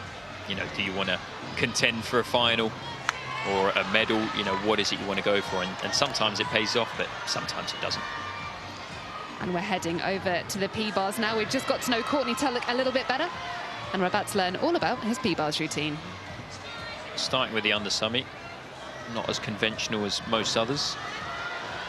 And a lovely pike double somersault to his upper arms. Again, wearing those pads on his arms to protect himself, and another double somersault. And you can see it's quite heavy hitting on the arms. And another one, but forwards this time. He's really packing in the difficulty. And as we said earlier, he's not just a rings guy. He's a P-bar guy as well, a man of many talents. And for the dismount, a nice double pike. He's been known to do a double somersault with a full twist, which is massive difficulty, but this time opted for safety, and it's the opportunity tomorrow to get in the final and potentially get himself another selection score ready for Commonwealth Games and Europeans later this year. Great to see the camaraderie from the other coaches and gymnasts as the guides come off the podium too. I always think that's a really nice thing about the men's programme. These senior gymnasts especially will have been training and competing with a lot of these guys on the competition floor for, you know, maybe up to a decade at this point. And they really do just want the best for each other. Definitely, like I said earlier, it's, you know, their success is your success as well. You train with them, they become a big part of your life. So it's always nice to see them do well, absolutely. But that was a great routine from Courtney. Warming up the P-bars for Max Whitlock. Ready to go. And this really is a busy arena now. There's so much gymnastics going on. It's all kicking off. And you can see just how close together the apparatus are there. You can see Lottie Smith just in the corner of the screen is going through her floor routine whilst Max is preparing the P-bars. And this is one of those moments that you need to have tunnel vision to be able to focus on what you're doing and not let the noise of the arena, the sound of the floor music, the oohs and ahs of the crowd get in your way.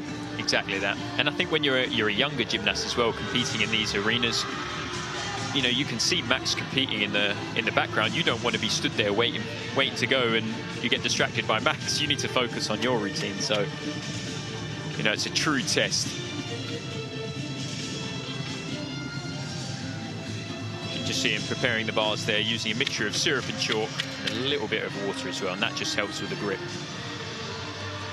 Preparing himself. You'll see him use that end where he goes from handstand underneath the bars and then ends up somewhere in the middle.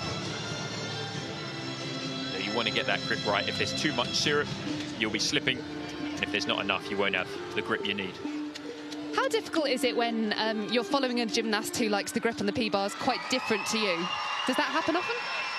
Just don't go behind Joe Fraser. The worst grip in the world, but it works for him. And that's something you have to deal with. You know, we use sandpaper as well to sort of reset the bars, as it were. You sand off the previous grip and then prepare it just as you like it. And here he goes, saluting the judges to signify the beginning of his routine.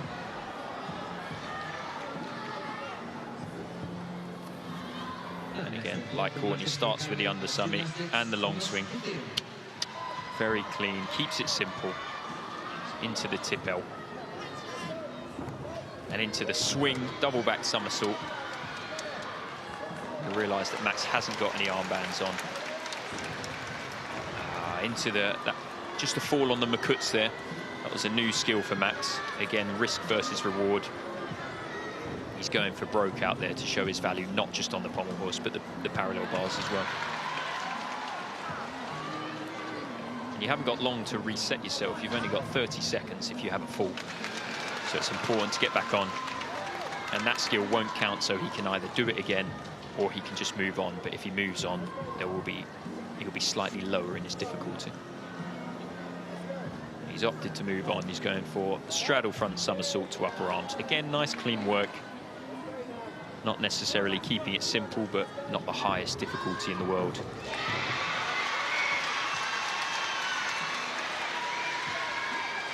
And you've got to watch out for those hand movements in the handstand work. And a nice dismount. Unfortunately, a fall in the middle of the routine, but composed himself, finished it strongly. So well done, Max.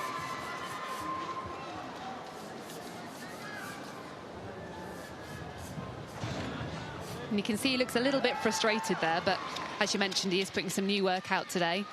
And for the likes of, you know, three-time Olympic champion Max Whitlock, he can afford to do that, can't he? It's not, you know, going to have any reflection on what the rest of his year looks like to have made that mistake today. You've got to be bold and you've got to put that new work out at some point.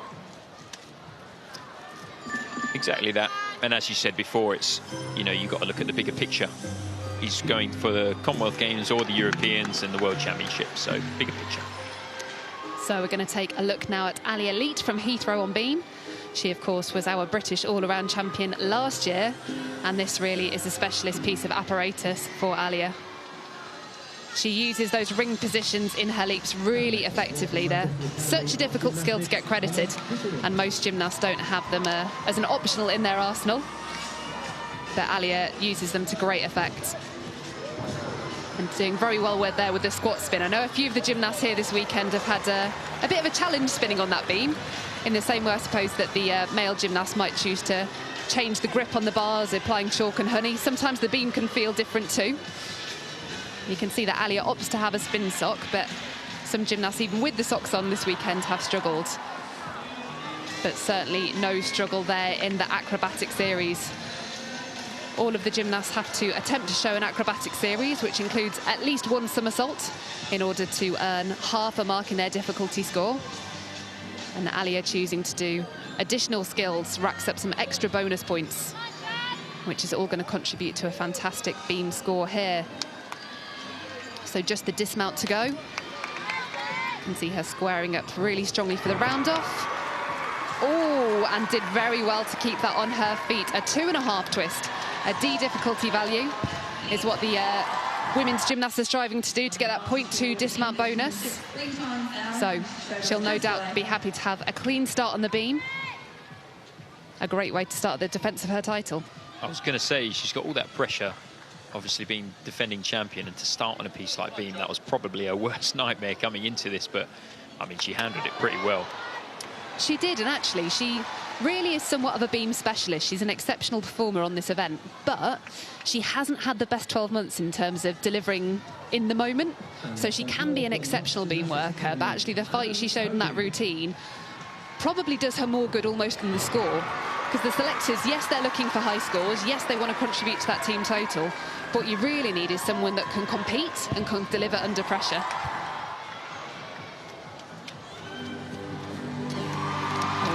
Stick with beam, and the return to competition for Becky Downey. Becky spent quite a few years trying to decide on which acro series to use on the beam, And a really good effort there. Not a flicker on the free cartwheel layout. Attracts a 0.2 bonus, that acro series alone. And cleanly through the triple series with her leap. So she's racking up the bonus points as she makes her way through this routine.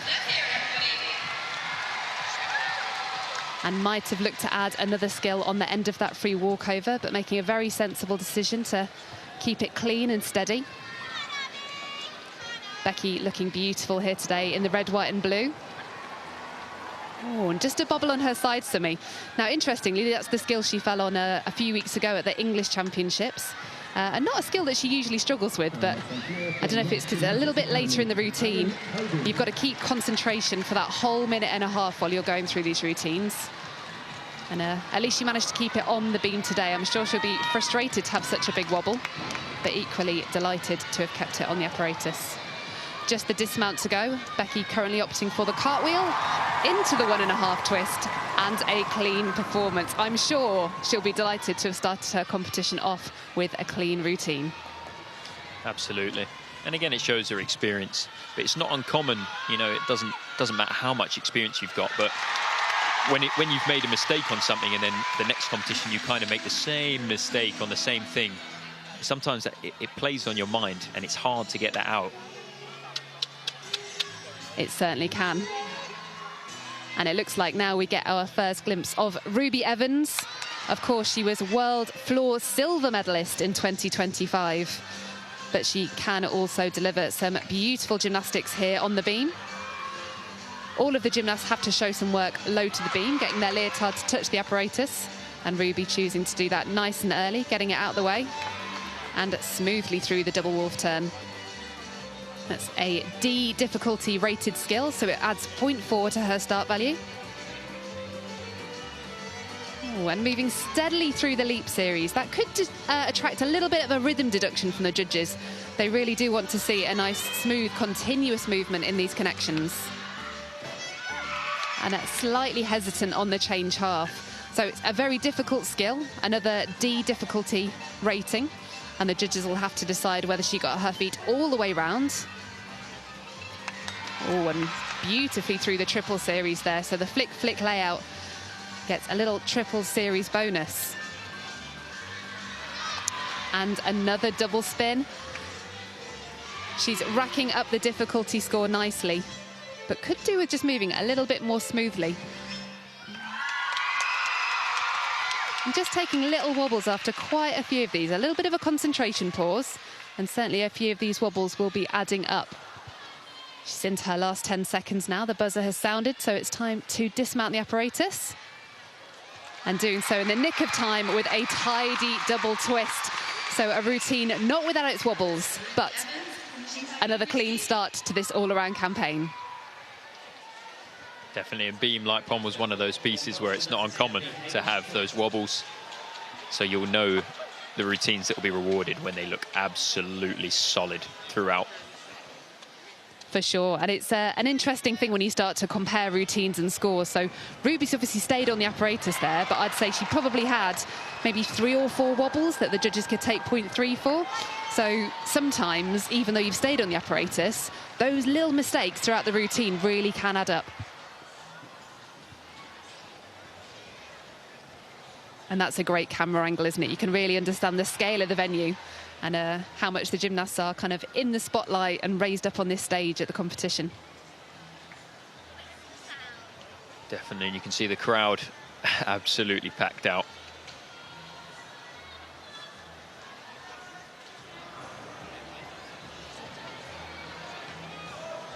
Oh, is that some jelly babies I see there? Oh, I was just thinking that, actually. I told you. You've got to keep the energy up. It's a long competition. Definitely got to pace yourself. Okay, we're going to head back over to our men's competition now, taking a look at Luke Whitehouse on the P-bars. Again, like Courtney and Max, starting with the undersummy, cleanly into the long swing. And an undersummy into a somersault, less conventional, but high reward. He's performing it well. Into the straddle front somersault, D value. Into the Healy. And And it's just finishing a little bit short there, so there'll be a small deduction.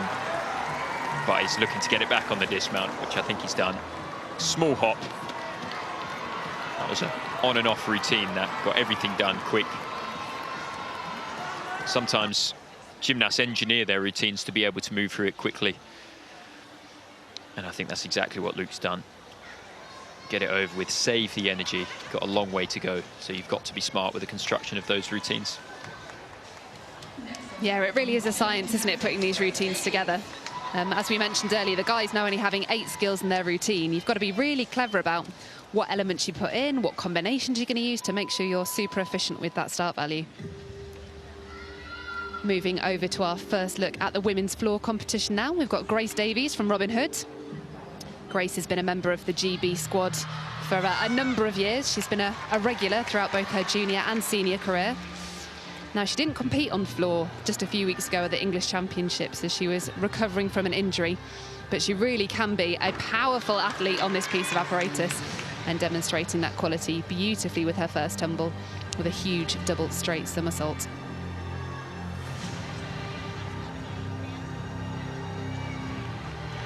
You can see she's focusing as she gets ready for this second big tumble. Oh, fantastic combination. Brilliant twisting, walking out into that double pike somersault. Cleanly through the split jump full. We'll see a lot of the gymnasts using that today, adding another C element. That means it's worth 0.3 to them and their difficulty score. An element of floor that Grace has really worked hard on is her artistry. And I think this sort of powerful, slower pace of the music really helps her to do that. Artistry playing such a big part in floor scores these days. The gymnasts really have to choose a piece of music that they can express strongly to. And wowee, that was a great finish with the double back somersault. You wouldn't have thought just a couple of weeks ago she wasn't able to compete on the floor. But a fantastic routine there with some big, powerful tumbling. And it'll be very interesting to see where that puts her in the floor standings so far. Yeah, Grace really nailing those landings. And injuries are a part of it. That is a part of the sport. It's almost impossible to go your whole way through your career without some kind of little injury. And sometimes you have to manage those. And you can see her left knee is taped there. And that's all part of the management. Doesn't mean that anything's particularly wrong. Might just be a little bit of support. Yeah, and Coach Gemma there from Robin Hood has led the elite programme there for some time. They've got a great group of senior women there working at this British standard. And Grace also looking very sparkly in her leotard. A lot of the gymnasts choose to have a special leotard at these events. I don't know if it's quite the same for the guys as it is for the girls. But the believe leotard she's gone for is certainly shining bright on the competition floor. I don't know, Max might look all right in one of them, don't you think? I don't know, I think you guys could use some more rhinestones. Yeah, I think so. Bit of diamante, I don't know. Yeah, we use it to dazzle the judges, you know. Yeah. They miss the odd mistake when you're sparkling so brightly.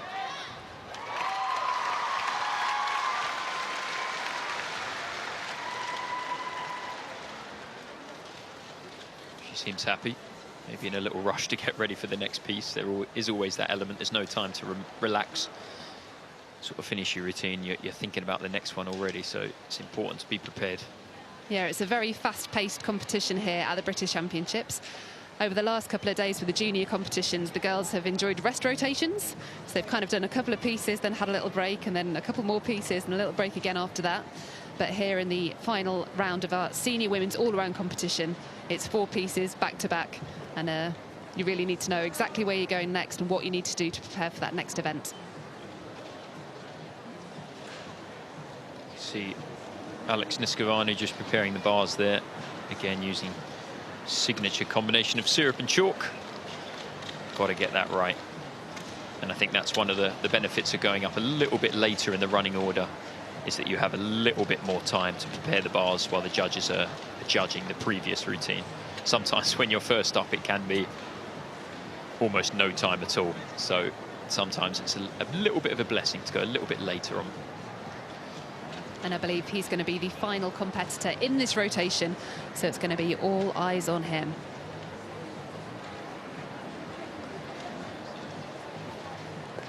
Pressure of the crowd. Everybody's watching, all eyes on you. But hopefully it can just be him and that apparatus. That's where he's got to go to in his head. He's got a job to do. You just have to deliver.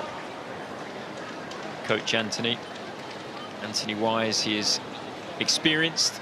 He's been around the world and has many gymnasts. George, who just picked up a medal in the under-18s earlier this afternoon. He's been an exceptionally busy coach this weekend, hasn't he? They've got gymnasts in almost every age group and working at the very highest level. Here we go. Let's go, Alex. Nice clean work, the undersummy half. Undersummy a little bit short from handstand, but he's moving well. And again, you have to pace yourself. Everybody's watching. You're the last person. Just relax. There's no time limit. Into the Makuts, and that was lovely, well executed. Same skill that Max didn't quite manage. And these skills here are a little bit more common. And into the dismount. Oh, unfortunately, just finished a little bit low. Looked as though his knees touched down, which will be a whole mark deduction. But the rest was clean, so he did the best he could possibly do. So frustrating when you get the whole way through that routine and it's just the dismount that has the difficulty there at the end. A bit soul destroying, really, but you know, as long as you ensure yourself with the rest of the routine, you try and minimize the hand movements, any extra movements, any leg bends or, you know, toe points. And look how clean his work is. This into the under somersault with a half turn, finishes in handstand. And really clean lines here. Straight up, there's no leg bends, there's no flicker of his feet. And he just looks very tidy. And this is the dismount again. It looked like his arm buckled a little bit on the swing down, just as he came off. You can see him holding his elbow there. So it looks as though he just flickered on that arm. A little bit disappointing. But again, you've got to shake it off and move on. So as the gymnasts are on the move, we're going to throw it back to the studio where I think Sam and Sid have got some special guests. That's right, Katie. We've got some very special guests in the studio with us. Another jam-packed rotation from top to bottom with the introduction of the women's all-around competition. What a great start to the women's competition, Sid. It was firecracker from the beginning, and two people that are going to help us decipher it all are fan favourites, Olympic and world medalists, Jessica and Jennifer Gadarova. Thank you for joining us both. Jess, how are you finding your time here in Liverpool? Oh, it's always great to be back in Liverpool. It holds so many memories and it's always a joy to be here. And Jen, what was it like walking out into an arena like this when you previously competed at the British Championships? How will those gymnasts have felt getting ready to perform their first apparatus and first routines? It's always nerve-wracking standing in the back gym waiting to go out, but as soon as the lights go off and you hear your name, everyone's shouting in the crowd, it just gives you that buzz and that energy just to go out there and perform your best. And you two have competed and trained with a lot of the names that we have out here on the floor today. What will they be feeling right now? Who are you excited to see go up on these next few pieces of apparatus? So there's a bunch of gymnasts. We've got Ruby Evans, Ali Ali, Ruby Stacey, Alice Kinsella, Georgia May Fenton. There's so many names, Abby Martin. There's so many names to name out, but we're so excited to watch them perform, and we know how much they've been working in training, so I just wish them the best and go out there and enjoy every moment. Well, it's going to be a really tight competition, isn't it, Jen? It's hard to pick at the moment who might hit the title. It's, yeah, like you said, it's going to be very difficult to see who's going to take the title. I think it just depends on how well they perform, if they stay on, if they're not. I just want them to do their best, and it's anyone's to take. And Jess, you were a brilliant all-rounder yourself. What was your favourite apparatus to start on in an all-around competition? And maybe which was the apparatus you wanted to avoid starting on? So it's always nice to start Olympic order, because then you can finish on the floor and really give that all your energy and then finish with the crowd screaming your name. But sometimes I do like to start on bars just to get it out the way. We'll take that. Sometimes tactics play into mind. I respect that decision. And Jen, We've seen a lot of team dynamics come into play already this competition. Gymnasts aren't necessarily going around with their clubs, they're going around with a mix of clubs, mix of coaches. What's that camaraderie like on the floor? Are you chatting to each other? Are different coaches chatting to you? I think because we've all grown up like in the same community and we're all going through the same thing, it's all just love and support on the competition floor, and everyone rooting for each other, supporting as much as we can, because at the end of the day you are competing by yourself, so having that support on the sidelines is always helpful. And before she went up on the beam, we could see Becky Downey really focused, headphones in, getting herself ready to compete. Jess, how did you like to prepare for a big competition like this? For me, I like to put myself away from everyone, like go hide in my little corner and then just go through my routines, close my eyes, do little movements, and then come back and I'm ready. Amazing. And Jennifer, can you tell us a little bit about what your mental routine was like to compete on an apparatus like the beam? We've seen that first rotation, some amazing beam performances, but that apparatus in particular, to compete in a high-pressured situation, can be really nerve-wracking. What kind of mind frame did you like to get yourself in to perform on that apparatus?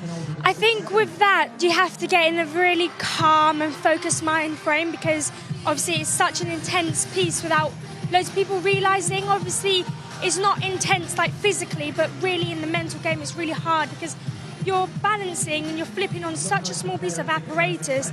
Any like slight movement, you can just be completely off. So it takes a lot of mental focus, and definitely on the sidelines we all go through our routines, our skills, and then just in the moment, especially for myself, it's just in my head I think, okay, one each skill as it comes, don't get ahead of myself, don't get complacent, and just think like it's another training session. At the end of the day, you do all this training and you compete in the same routines, so just to get in that calm mindset, just think it's another training session.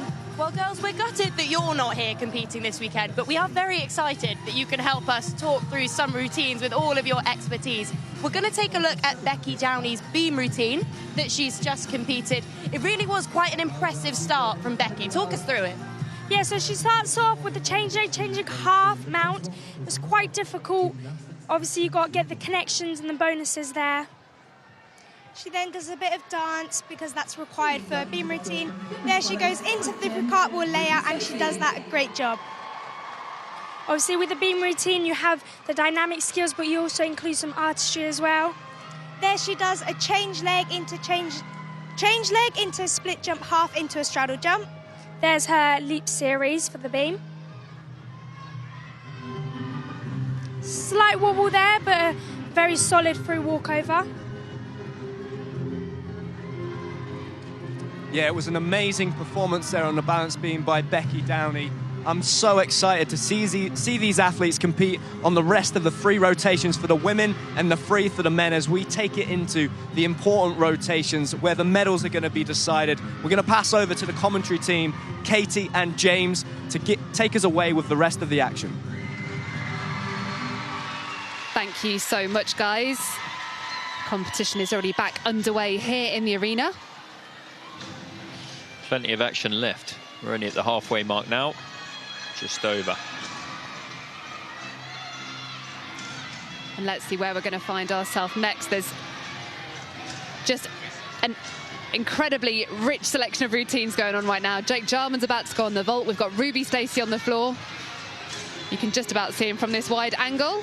World champion Jake Jarman. Oh, and he's done his 3.5 twists. You might have been able to see it from that camera angle, but that is his famous vault. There's not many people in the world that can do that, and he does it so well.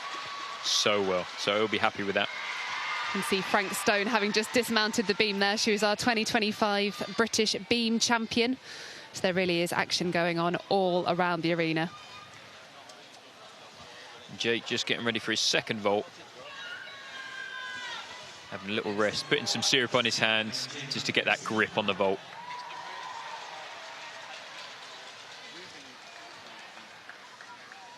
So where are we heading next?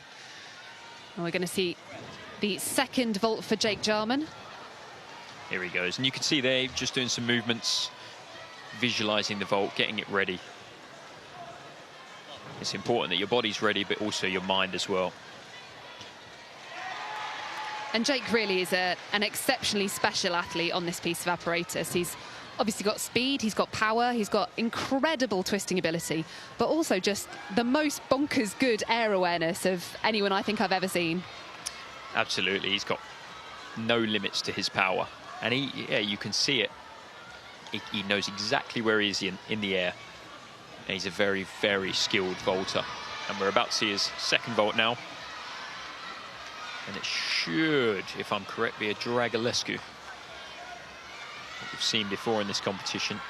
And as a second vault, it's not easy. And there it is, very clean in the air. I think I even saw his toes pointed. A difficult thing to do. A little bit low on the landing, and he came out of the lines there, stepped onto the red, which will be a small deduction. As we mentioned earlier, though, that vault attracts such a high difficulty score. Minor mistakes like that on the landing will still equate to a great score overall. He'll be happy with that, definitely. And there he goes. Look at that in the air. Knees close together. Yeah, just that would be a 10th deduction, stepping onto that red there. And he was still just turning ever so slightly, wasn't he, as he made that landing. You can see he kicked out, but that right foot just edging so close to being the whole way around. Definitely, and if the judges catch that he's a little bit late on his landing, on his turn rather, there will be a slight deduction. And there's a fantastic standard of vaulting going on at the women's end of our vault runway as well. This is Emily Roper.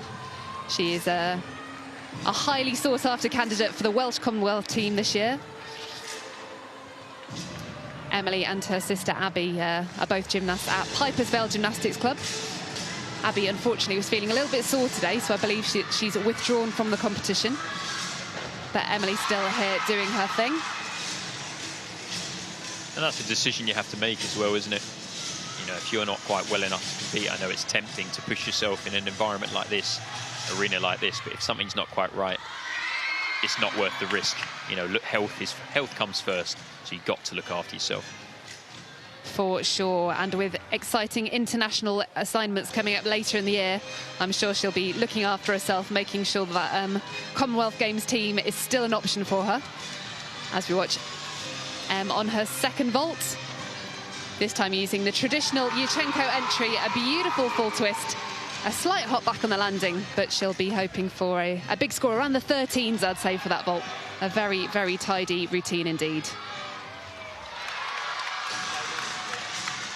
And the judges, when a gymnast does 2 vaults, the judges will judge both individually, but then take an average of both of them.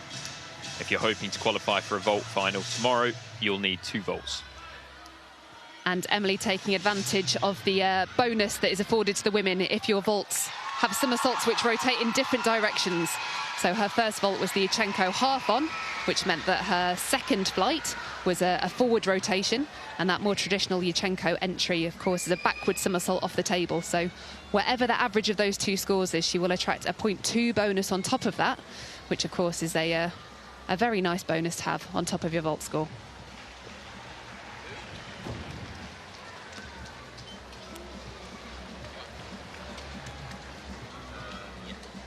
So a momentary lull in the arena just now as the judges are all busily working out some scores. But we are going to be crossing over to the rings where Jonas Rushworth is patiently waiting to take to the apparatus. There he is, looking cool. But you can tell, you can always see a gymnast pacing up and down. He just can't quite stay still. A little bit of the nerves, trying to control them. And if you stay still, you get cold as well, so it's important to keep moving. Here he is, stepping up to the mat, ready to go. Now, I think it's fair to say he's got quite a different body type to, like, Courtney Tulloch, for example, who you know for being so exceptional on the rings. Does that mean we'll see a bit of a different style of routine, different skill selection here? Yeah, I think he'll utilise his swinging elements more than his strength elements. But again, he needs to stay tidy. If the difficulty's down, through a lack of strength, then he'll need to be as clean as possible. Starts with the Honma. Tidy work so far. Into the Yamawaki, into the Jonassen, and a swing to handstand. Again, I mentioned earlier, every gymnast must swing to handstand as a requirement, and he's done it, and he's moving very well. A little slight wobble there, trying to bring the handstand under control. Just a fall there on the double somersault with the double twist. more of a common dismount, but struggled to bring it under control this time. And lots of these gymnasts today seeming to be having a bit of difficulty on these rings dismounts. Yeah, I think when you come to an arena like this, and you know, this I know it sounds crazy, but the ceiling's so tall, the mats are white, you know, there's so much space around you. When you're used to training in your gym at home, which, well, definitely isn't this big, you know, that can really throw you off. And when you're upside down on the rings, you know, it's just an abyss above you, and it's really hard to sort of get your spatial awareness right, as we saw on Jonas's dismount here. Yeah, it's a really interesting, different aspect, getting the visual right in the competition arena compared to your home gym. Not something that everyone would have thought of. The rest of the routine was clean, so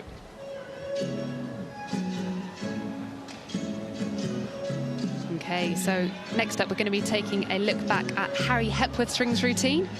Of course, he's quite an exceptional performer here on the rings and has challenged the likes of Courtney Tulloch in the past in competition. absolutely. He was English champion a couple of weeks ago. 14.6, I believe his score was, which is pretty hefty. And that's a new skill he's been working on, the Balandin to Maltese, that final position. Extremely strong. The inverted cross, not as common. And that is obscene. Plenty of strength there in abundance. And this guy just looks like he never gets tired. Jonasson showing the swinging elements again, swinging to handstand, slight wobble there. Again, over halfway in the competition, so getting a little bit tired, but still holding those strength skills very well. Going for the triple somersault, and he managed to keep it on his feet. We've seen a couple of the guys not quite manage it. But again, Harry, so much power, and he looks happy. He looks happy, and he should be. Yes, a big smile on his face at the end of that routine.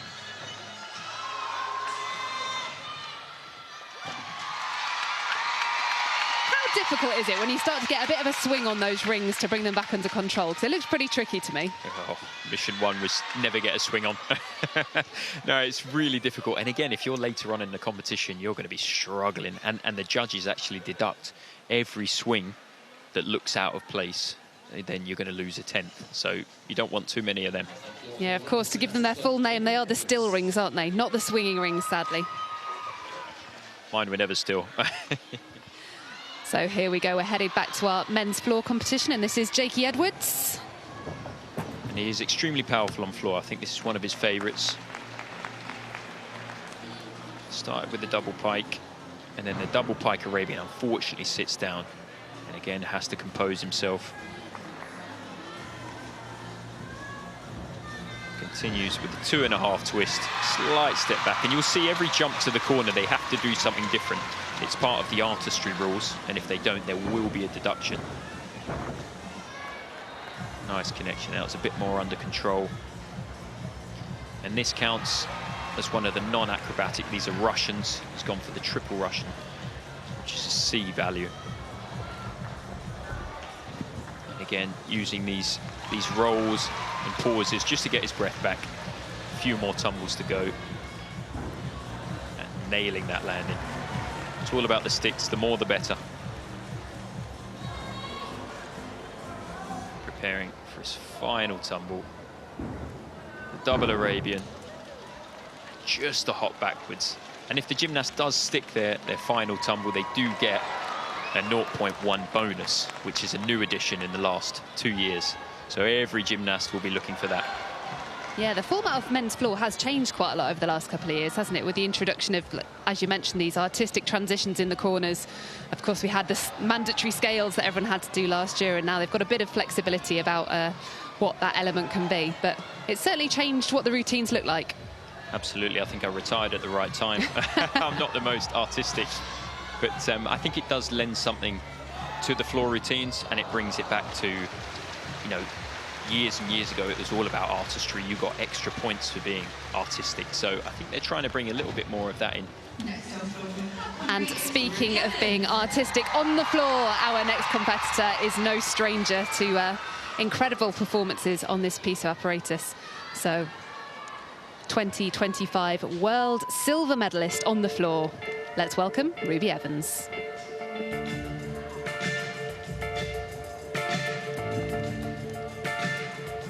Such an engaging opening to this routine, really drawing the audience and the judges.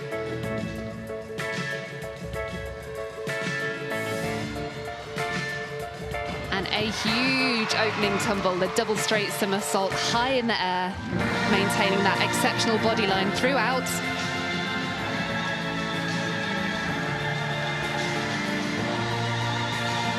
And you can see the concentration for that difficult second tumble, straight front into the double twisting straight. Now all of the gymnasts have to show a leap series, which is a combination of leaps, which must include a 180-degree split. Ruby doing that with ease. And a lovely third pass there, using 2 full twists combined for a bonus as a direct C-to-C somersault combination.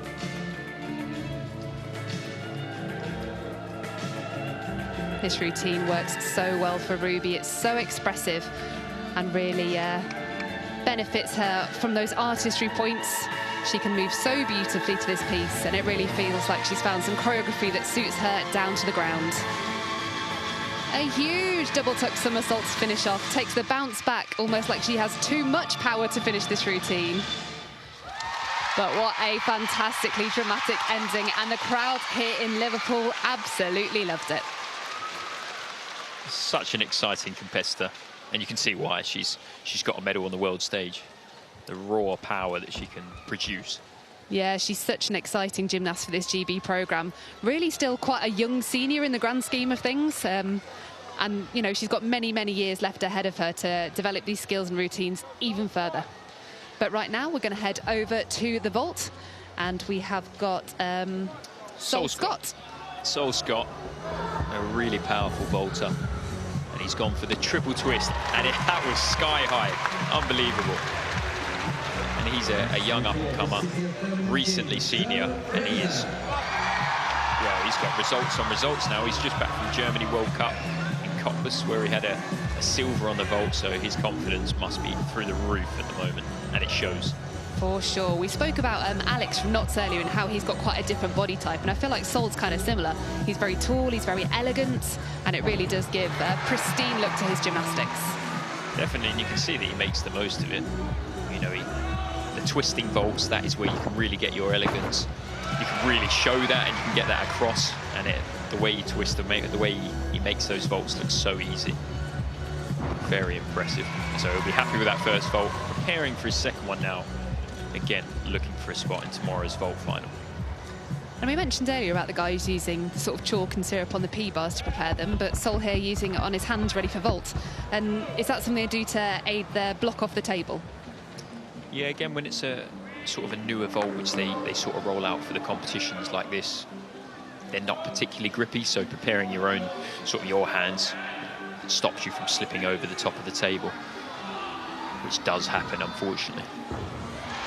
And here he goes.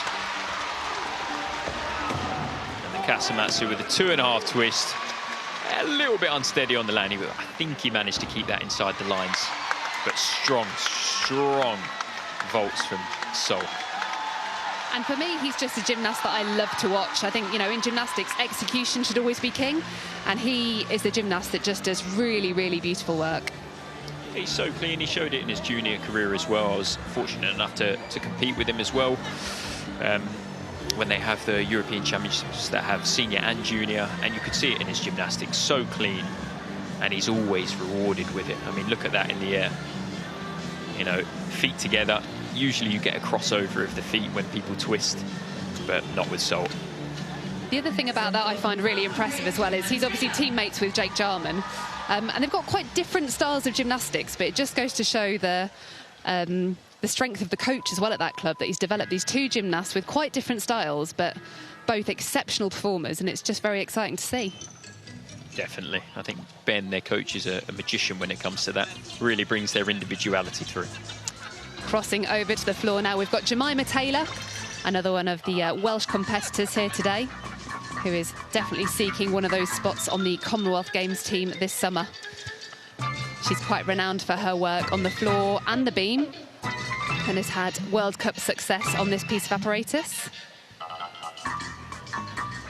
She doesn't have huge difficulty compared to some of the other competitors, but she's a gymnast who has really beautiful execution. And you can see these landings keeping them very tidily under control, and there's just not too much for these judges to take.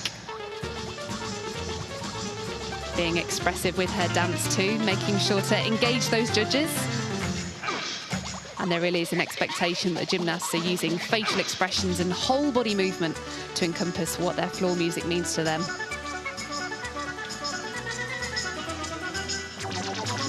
Beautifully through the change leg ring leap. Moving smoothly into the corner. You can see the clock on the board there. Tells us that she's got a maximum of 10 seconds left of this routine. So pushing hard into her final tumble, pulling up for the double tuck. And a lovely finish to that routine. That double tuck finish is another D-rated skill, which means she gets a 0.2 bonus for that dismount. And certainly a clean and tidy performance for Miss Jemima on floor. And that's nice to see the men and the women sort of supporting each other. A little high five there from Jo Kemlin-Jones as she finished her routine. And of course, Jo also going for that Welsh Commonwealth team, so maybe it's a bit of a Welsh camaraderie there too. Definitely. Definitely, and that's always great to see. I think we've seen a lot more of that in recent years, so that integration between the men's and women's programs, which is important. You can definitely learn from each other. Really tidy there on the combination tumble. You can see legs and feet locked together throughout those somersaults. And then this, the final pass, the double tuck, just slightly under-rotated, the chest a little bit low. So there will be a small amount of room for the judges to deduct. But coach Liv Brill there, obviously happy with the performance, a big hug, and happy to see her teammates too. Jo Kemlin-Jones halfway through his routine. Unfortunately sat down on the first tumble, but he's brought the rest under control. And again, that's not one we've seen too often, this wide arm lift to handstand. C value. But again, oddly enough, a little time to breathe. Got to show those twisting elements as well as the double somersault elements as well. And the scale. And that can be a tricky one when you're out of breath, but he seemed to handle it well. Into the double somersault. It looked like he just lost control on his takeoff there and was a little bit wonky in the air and ended up rolling backwards. Fortunately, we'll have to count the fall. And you could hear his teammates before that last tumble really shouting, egging him on. So maybe that's been a bit of a tricky one in the gym. It's that dismount tumble is always a hard one, isn't it? When you're feeling tired, it's not easy to deliver. Exactly that, and it's really hard to train floor routines because they're so heavy on your body. You don't want to do infinite amounts of them. You want to sort of pace yourself so your body doesn't have too much wear and tear, but at the same time, you've got to get that endurance. Yeah, it's definitely a tricky balance. Obviously, as you mentioned, it's a heavy piece, it's a lot of impact, and we're doing a lot of full routines, attracts quite a lot of risk of injury as well. So gymnasts and coach are always working hard to think, right, what can we do on the tumble track instead? Is there a way we can introduce a softer landing just to make sure we're getting that work done, but reducing the risk of injury? Joining Ellie Lewis now on the floor. She had a difficult outing on beam, so will no doubt be looking to put things right here on the floor. Opening with a lofty double pike somersault. And I believe this is a new floor routine for Ellie this year. Gorgeous split position in the change leg. Oh dear. So she attempted a tourgette there after the change leg, but for whatever reason that takeoff wasn't quite right. And that could be a costly mistake because that would have been her leap series. And without it, she'll be half a mark down on her start value, as well as the value of the skill. And this is where it gets a bit tricky. On somewhere like beam, if you miss your leap series, it's quite easy to just pop another couple of jumps in to make sure you've got that requirement. But on floor, where the routine is so choreographed to the music, it's very difficult to make that alteration mid-routine.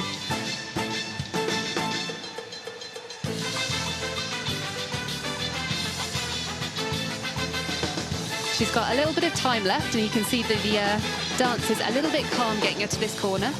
So I'd imagine one final tumble to go. A tidy double twist. Oh yeah, and time is up, so hasn't chosen to add another leap series in. And whilst that for the most part was a tidy routine, there is going to be a significant dent in her start value thanks to that error on the leap series. What a shame for Ellie. The competition's just not going her way today. Yeah, unfortunately that's part of it as well.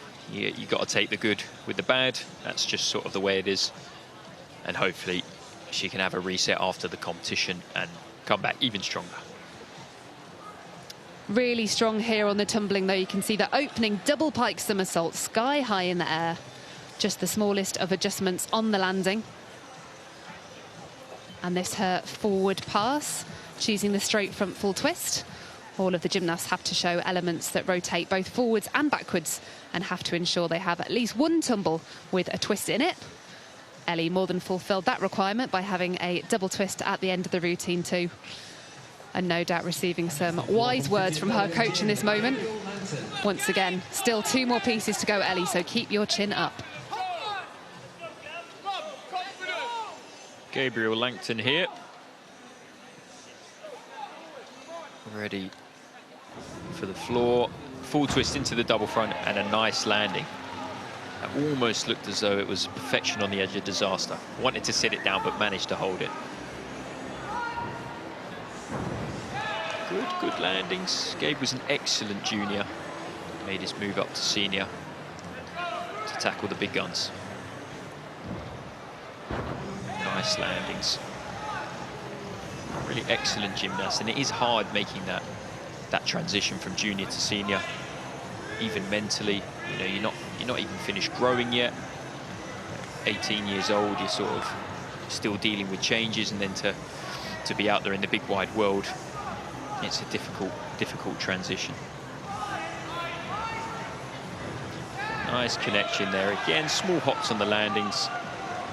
The judges won't take too much. But again, we're looking for the sticks. Completely stuck landings with no steps. Will he get it on the final one? Not quite.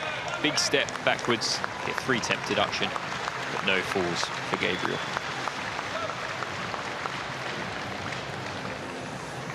And not giving a lot away with his reaction there, is he? Sometimes it's easy to tell, you know, if they walk off the floor with a grin or look really frustrated, but I don't know, what do you reckon he's thinking?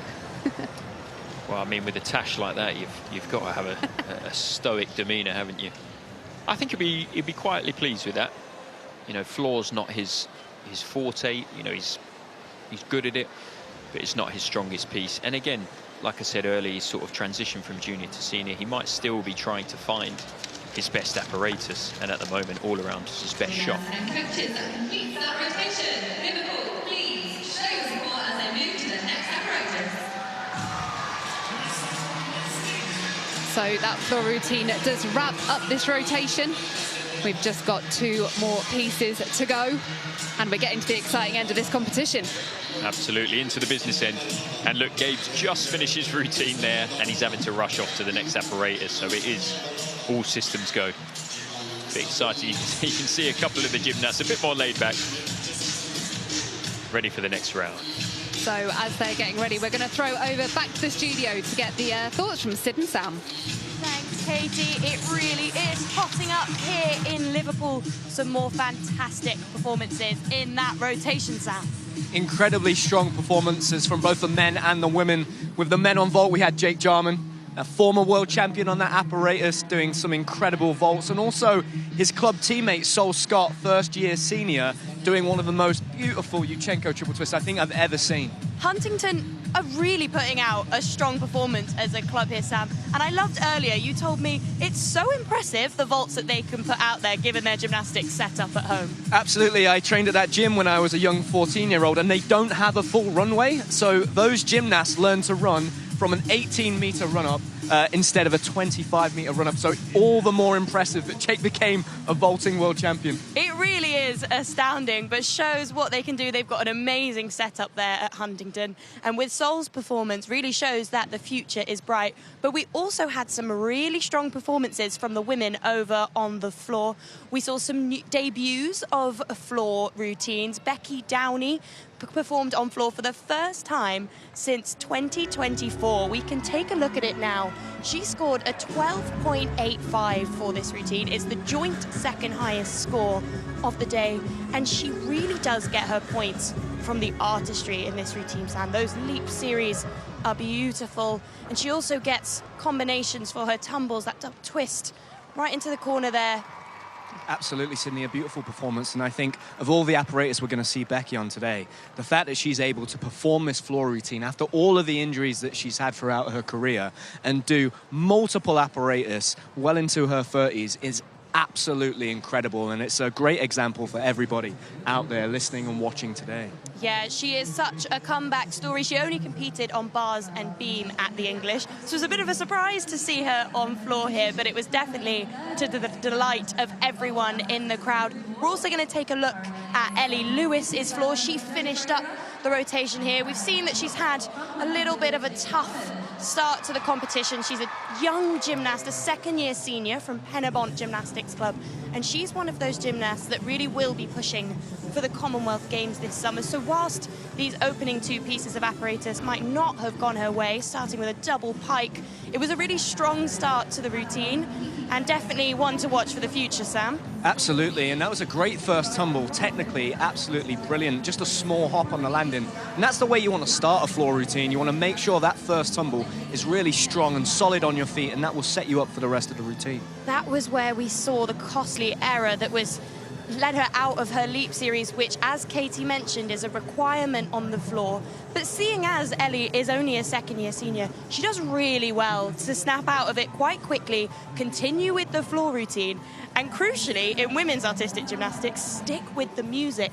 Because when you make a mistake like that, you can get off track really rather quickly, and you gain points on women's floor for artistry. So it's quite crucial that she did manage to stay on track, but she will, of course, take quite a hefty deduction for missing that leap series. Yeah, and it's one thing that you have to really focus on as a gymnast. If you make a mistake in the routine, you have to be able to refocus as quickly as possible, especially on the floor when you're trying to time your routine to the music. And yes, Ellie finished up that second rotation for the women there. She finished strongly despite that error, and hopefully she can carry on with the next two rotations. But a gymnast who's going to feature in this next rotation is one I cannot wait for, Sam, because we are going to see the return of Olympic medalist Alice Kinsella, who has quite the incredible comeback story. Take a look at this. Hi, I'm Alice Kinsella.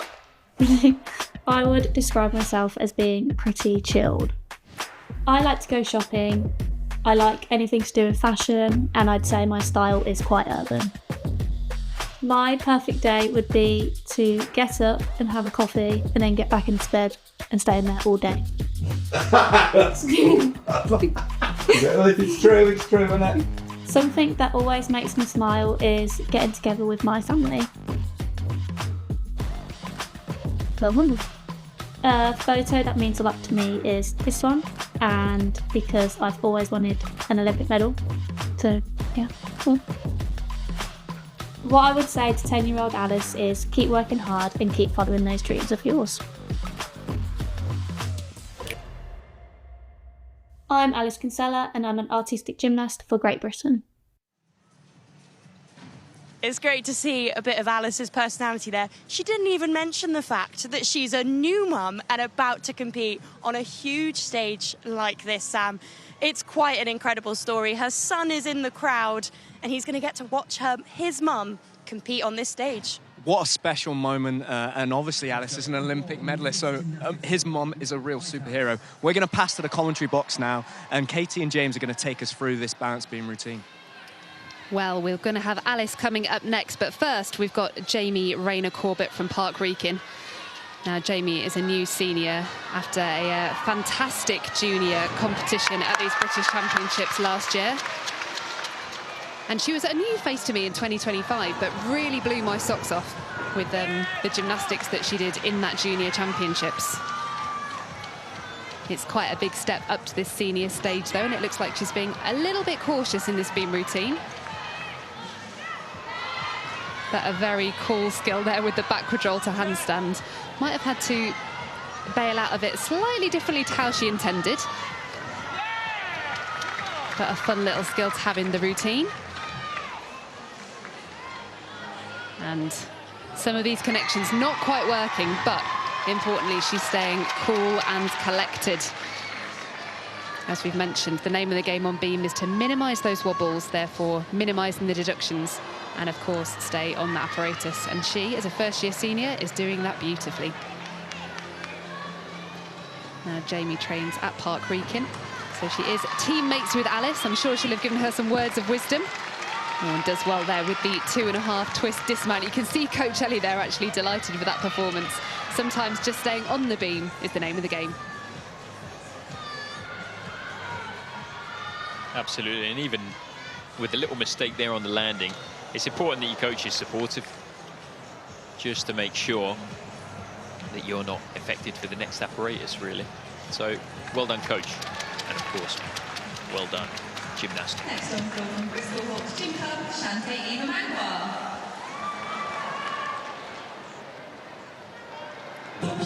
Lots of gymnastics going on around the arena. And taking another look at that 2.5 twist dismount. As I mentioned earlier, these senior gymnasts will be pushing for those D dismounts that attract that 0.2 bonus at the end of their routine. But it is a big ask at the end of a long routine, whether it be on bars, beam or floor. Pushing for a high difficulty dismount like that is a challenge. And on this occasion, I'd say that step that Jamie took is at least a 0.3 deduction. So it might not have paid off this time, but actually getting the experience of doing those high difficulty skills in a competition routine is really critical to be able to build that and gain experience for the future. It's all about the confidence. You can't have it all when you're a youngster, but you can certainly put in the groundwork. And here she is, the woman of the hour. Absolutely, confidence is certainly the name of the game on the beam, and Alice is no stranger to this piece of apparatus. A European champion on this piece, an Olympic medalist, and as Sid mentioned, a new mum at the back end of last year. So her return to competition today is nothing short of remarkable. She really is making history here at these British Championships. Such a confident and elegant mover on this piece of apparatus.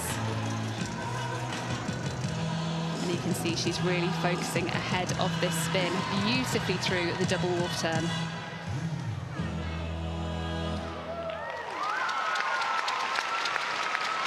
Now setting herself up for her acrobatic series.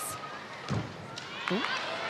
No, going for something a little bit different today, so it's the free walkover. She'd have hoped to join that directly into the split and straddle jump to attract a little bit of series bonus.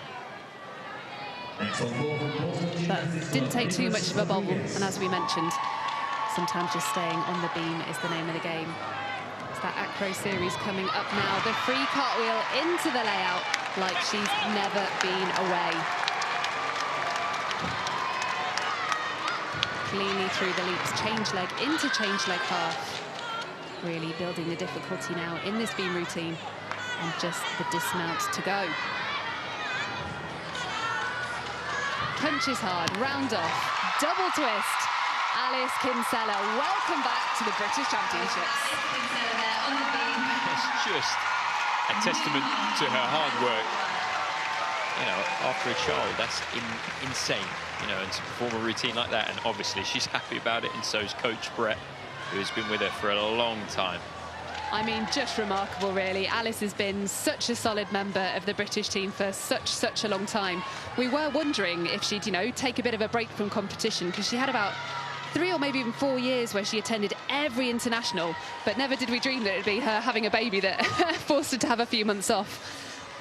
Absolutely. And I think there's a theme that develops as well. I think when you become a parent, you want to do it for your child as well. I see it with Courtney, I see it with Max. They always talk about how they love to compete for their kid, and the kid sees them on TV, and it's just a different kind of magic. So you can always see that second wind when they become apparent, when you would actually think it would be the opposite. You'd be knackered with the sleepless nights, but obviously not the case to perform like that. And the thing that really stands out for me is when you do have that massive life change, to commit yourself to getting back into training, to getting back into competition. She must really love gymnastics. It must be such an important thing in her life, and goodness me, it shows in her performance. Definitely a very, very impressive woman. So fantastic job by Alice. We're going to get a chance now to look back at Jo Fraser's pommel routine from just a few moments ago. Nicely up into the sheer handstand and another one. Both D-value. And into the triple Russian in the middle. And he's up back onto the handles. Moving well, very well. Lovely work in the Stockleys. A lot of handle work from Jo, which is intricate work. And into the travel, the Wu travel. And into the Tong Fei. And then ready for the dismount. And he's up, he's got the E value. So he's maxed out his difficulty. And there's a little smile on his face, and rightly so. And a nice big cheer from Jo Fraser. He is enjoying a fantastic competition so far. And I know at the hotel this morning you were following him into breakfast, so what's his secret? What did he have on his breakfast plate this morning? Pancakes, loads of pancakes and chocolate. No, I'm just kidding. It's all about fuel. The day of the competition, it's all about fuel. And Jo knows exactly what he's doing. An experienced guy. So we've whizzed over to the P-bars now. I think this is Jed Solomon from the city of Manchester. Certainly is. Seems to be moving well in his routine. Just saw straddle somersault to his upper arms and then the tip out. A little bit low on the tip out. You want to make sure your legs don't touch the bar. Nice into the dismount. Ooh, couple paces forwards. That will be costly, but he'll be happy to have stayed on his feet. Well done, Jed. Coach Matt there, happy. The city of Manchester.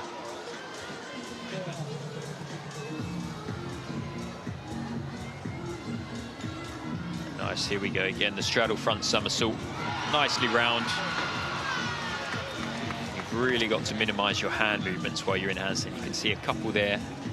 A little bit low on the tip hill, but I don't think his legs touched. Into the Diam again. Keeping it nice and tidy.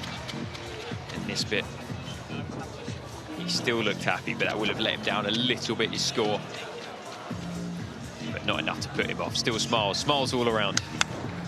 And just in case when we're watching those replays back, you think that we forgot to pick up the Hoover or the duster. You can see a lot of chalk in the air here in this arena, can't you? I know, even as we talk now, there's chalk settling on our desk and we're nowhere near the action really, but yeah, it's everywhere. It's, you know, they use it on their hands, their feet, their arms, everywhere. You know, you'll go home later and it will be in your suitcase in the loft somewhere you've never been with any chalk. So yeah, it's everywhere, but completely necessary.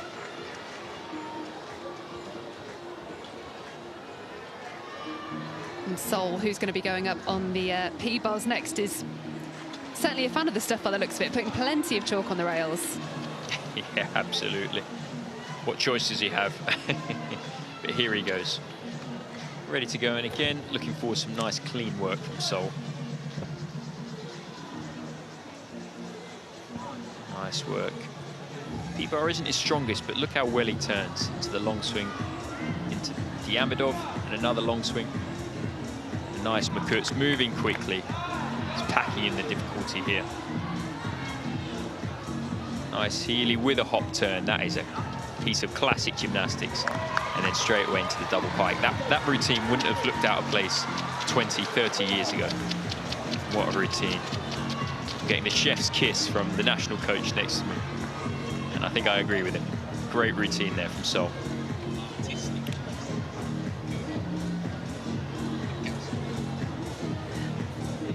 And I appreciated the efficiency of that routine. I'm very much hoping we're going to be whizzing over to floor next, because it looks like world bronze medalist Abby Martin is getting set to do her routine. Next on floor from South Devon School of Gym, Abigail Martin.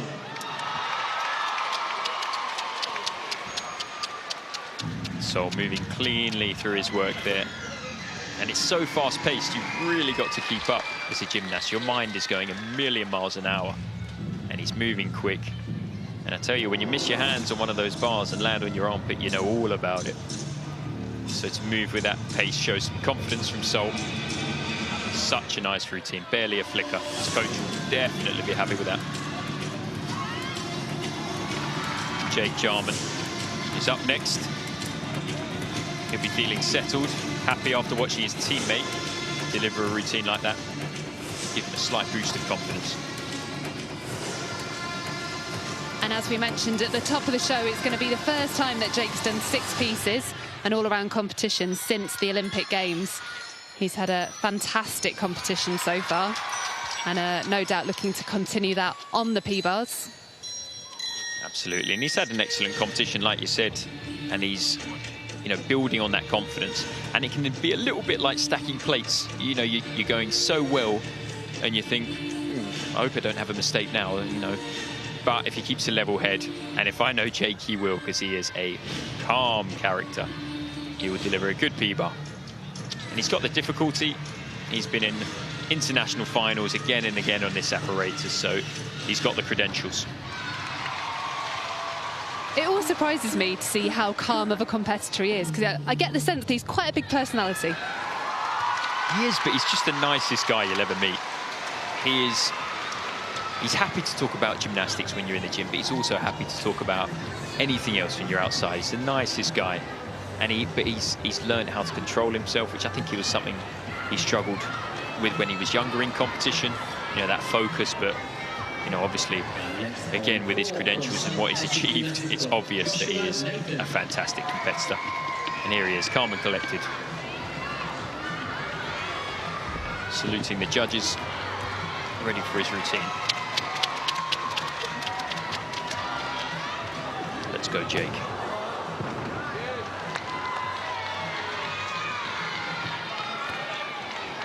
He starts with the drop shoot into the Honma.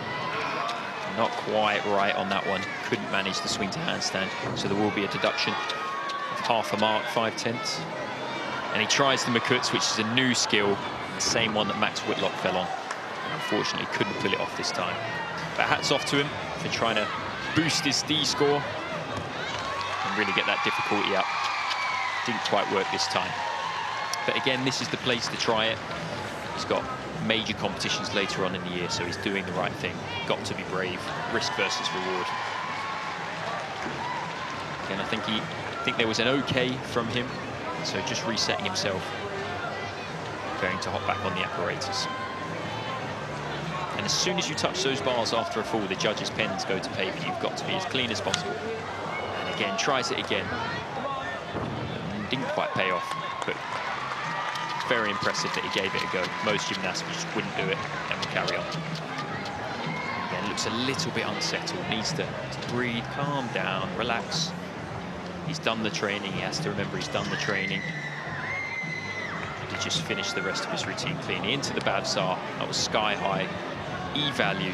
So again, packing in the difficulty. A nice tip out. He looks a little bit on the tired side. He's just got to keep fighting. Nice, a little bit soft there, and then into big dismount. You can always trust that he's going to do it. A very, very good dismount. Gets the stick, will get the bonus, and the facial expression says it all.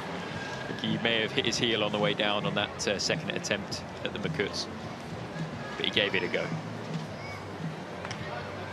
He definitely seems like another one of those gymnasts that can kind of zone in and focus in the moment, but is more than happy to kind of let loose and relax after that routine is complete. Absolutely. I mean, he's a very wise gymnast. He knows it can't be undone. There, we just saw he hit his heel on the parallel bars, and those things are made of wood, so they're not very soft. But again, to carry on like that is a true test of his resolve. And he moved quite well. A little bit unsettled, but got through the routine. And of course, a lovely dismount with a nice stick, not giving anything away that he didn't have to. He's quite a character, quite a character. He'll laugh about that later.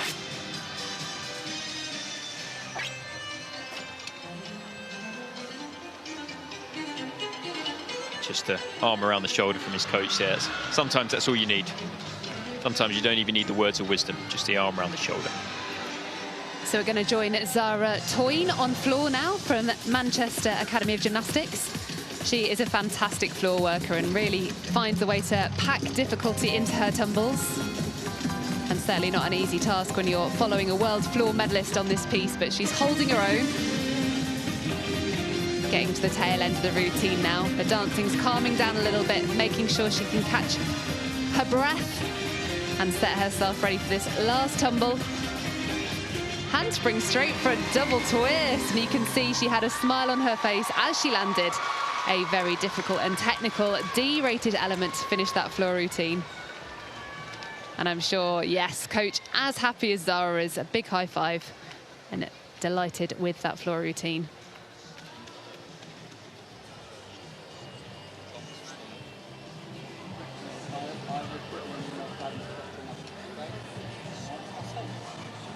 Next on floor from South Essex Gymnastics Club, Alexander, Mr. Venue. You can see she was fighting for every deduction on those landings, trying to minimise the steps and, of course, keep her landings within that floor area. And lovely to see a gymnast looking so delighted with their routine. And Alex Niscovanu on the floor, unfortunately, a fall on that first tumble. He's managed to bring it back with the double front half, getting the difficulty in.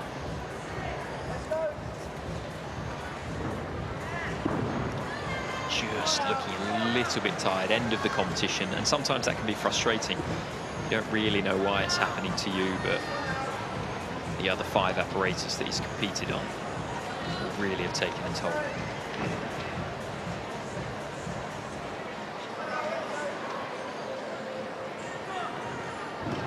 The 2.5 twist into the, I think that was supposed to be a straight front, but again, that power issue, and it was only a tuck, so there'll be no connection bonus there.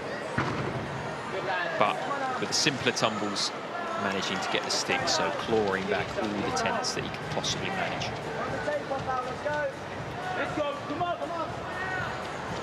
Into the final tumble. Double somersault, the full twist, did well to get that to his feet. Slight step out, that ball, 1/10 penalty.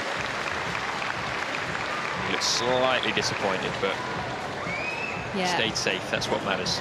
A frustrating routine there. It felt a little bit like once the first mistake had happened, he let it get to him a little bit, and it's a bit of a game, isn't it? Once you've had that first mistake, you really do need to kind of stem that and see if you can pick up and carry on. But really didn't set up very high for that double-double. The shoulder dropped back, and it was lacking a bit of height and rotation. Definitely, and it is a mind game. It is a, you know, it's a really difficult thing to do, to pretend it's not happened, but that's part of the game. That's what makes it an excellent athlete. So we join Frank Stone here as she starts her floor routine. Frank was the silver medalist at last year's all-around British Championships and a member of that European team in 2025. A sky-high double pike somersault to open. And I think it's the first time that Frank's competed across all 4 apparatus this year here at these British Championships. She's exceptional on the beam, but also has beautiful work here on the floor. Hailing from Derbyshire Gymnastics Academy, up in the East Midlands. Oh, and did well there, because her legs buckled a little bit on that combination tumble, but managed to avoid too many deductions on the straight front full turn. The gymnasts, of course, having to show real artistic expression through their floor routine, and Frank taking this slightly slower area of the music to do just that. The judges have a very long artistry checklist that they have to be ticking off as they go through these routines. They want to see expression and extension in the gymnast's work. And the gymnasts, of course, have to balance that good quality dance without using too much energy that they need to save for big tumbles just like that. A beautiful double tuck to finish the routine, and a great performance from Frank.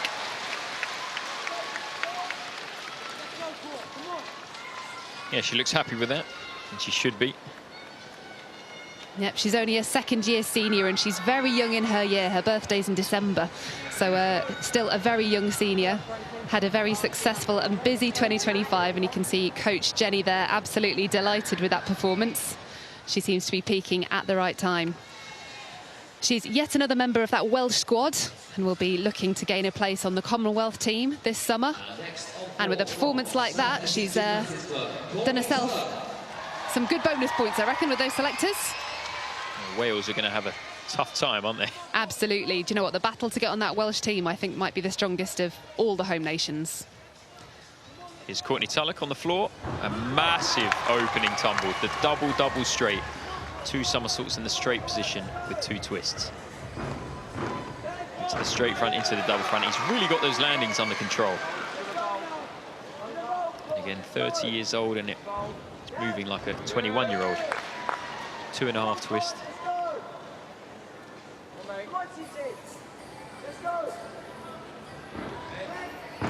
Again, absolutely stacking the difficulty up. The double straight somersault with a full twist. And the pommel horse work. I told you, he's not just a rings worker. And then, of course, he has to show off a little bit of his strength. These are non-acrobatic elements.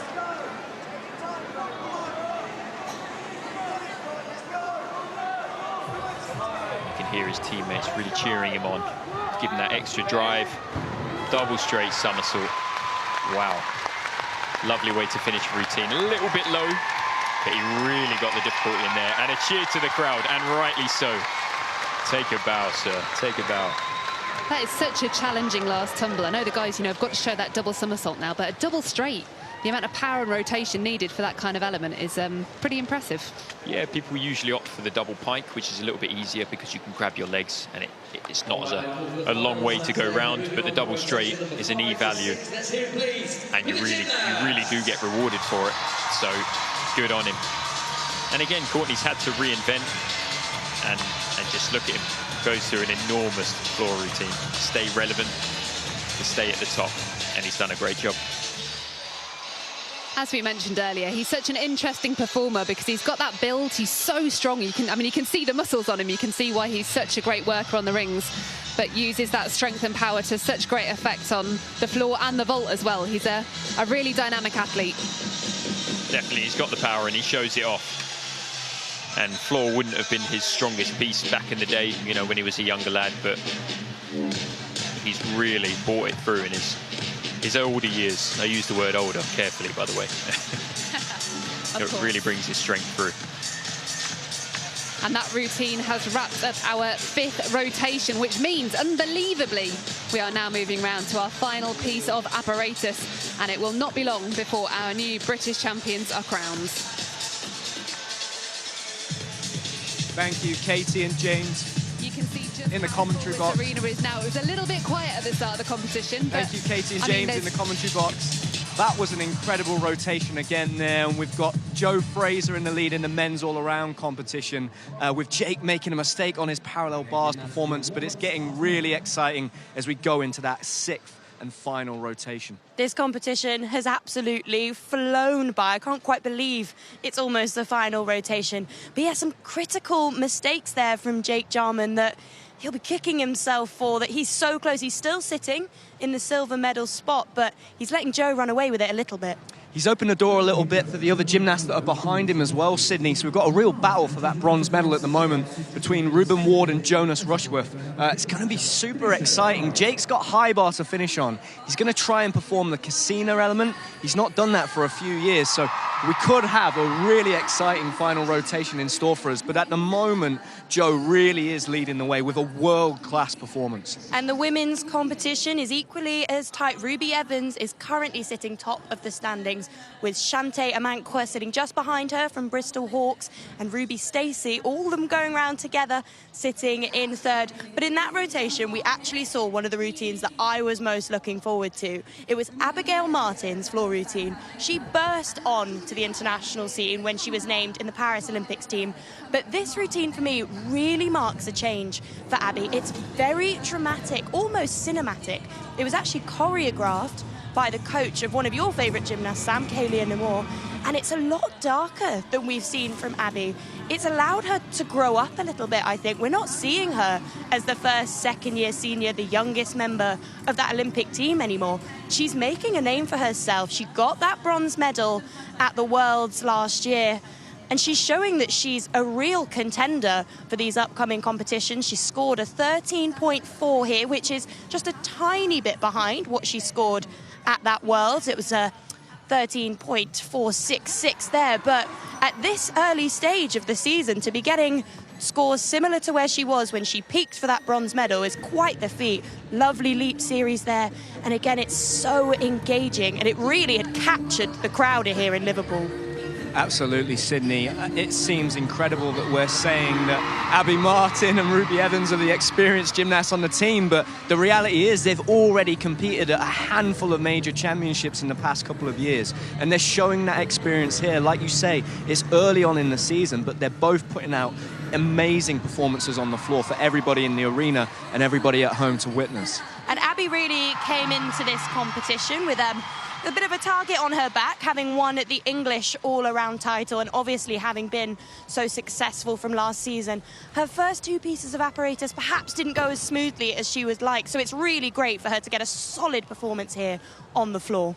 Absolutely, and Abby's going to finish on the vault, which again is one of her strong events. She took the World Cup gold medal in Paris last year, prior to that World Championships. So a great piece for her to finish on strong. But you're right, you know, when I think back to 12 months ago, the all-around field in both the men's and the women's is just so competitive this year. And the fact that she finishes her routine with a double tuck there, it can't be understated how difficult some of these tumbles are. She's certainly one to keep an eye on, but one that we will have to keep an eye on in this final rotation is Jo Fraser. There's plenty more names going on. Katie, James, best of luck keeping up with it all.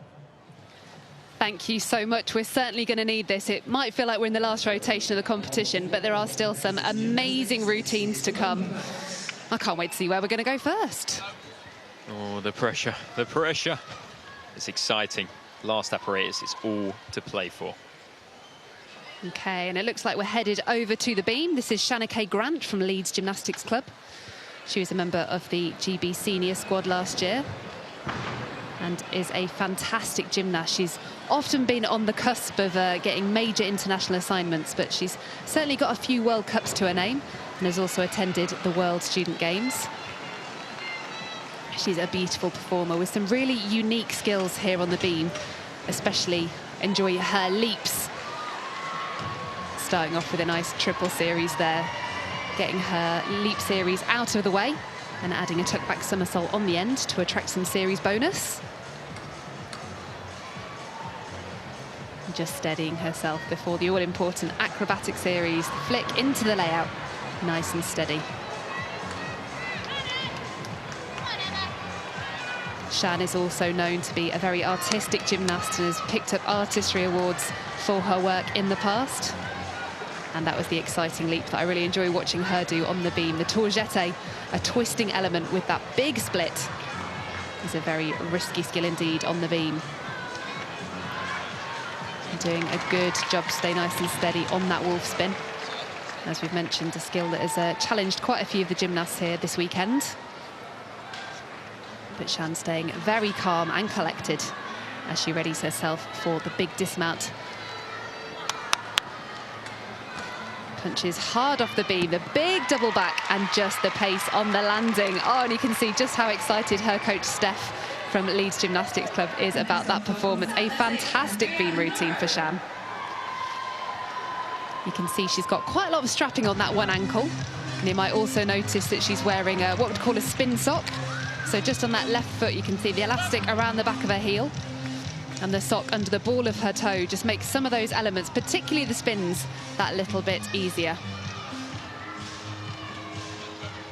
Did very well to adjust there on her acrobatic series landing. And a familiar sight, Becky Downey getting herself ready for the bars. Now, Becky always likes to listen to her music until the last possible second. It just keeps her calm, keeps her in the zone, and blocks out some of that outside noise. At the English Championships just a few weeks ago, Becky came second on the bars. With a bit of a freestyled routine, if I'm being completely honest, but if anyone can freestyle a bar routine and still earn themselves a silver medal at an English Championships, it is Becky Downey. She's got such a repertoire of skills on this event. And really, she has just so many different combinations of routines that she could choose to do. So let's see what she can put out today.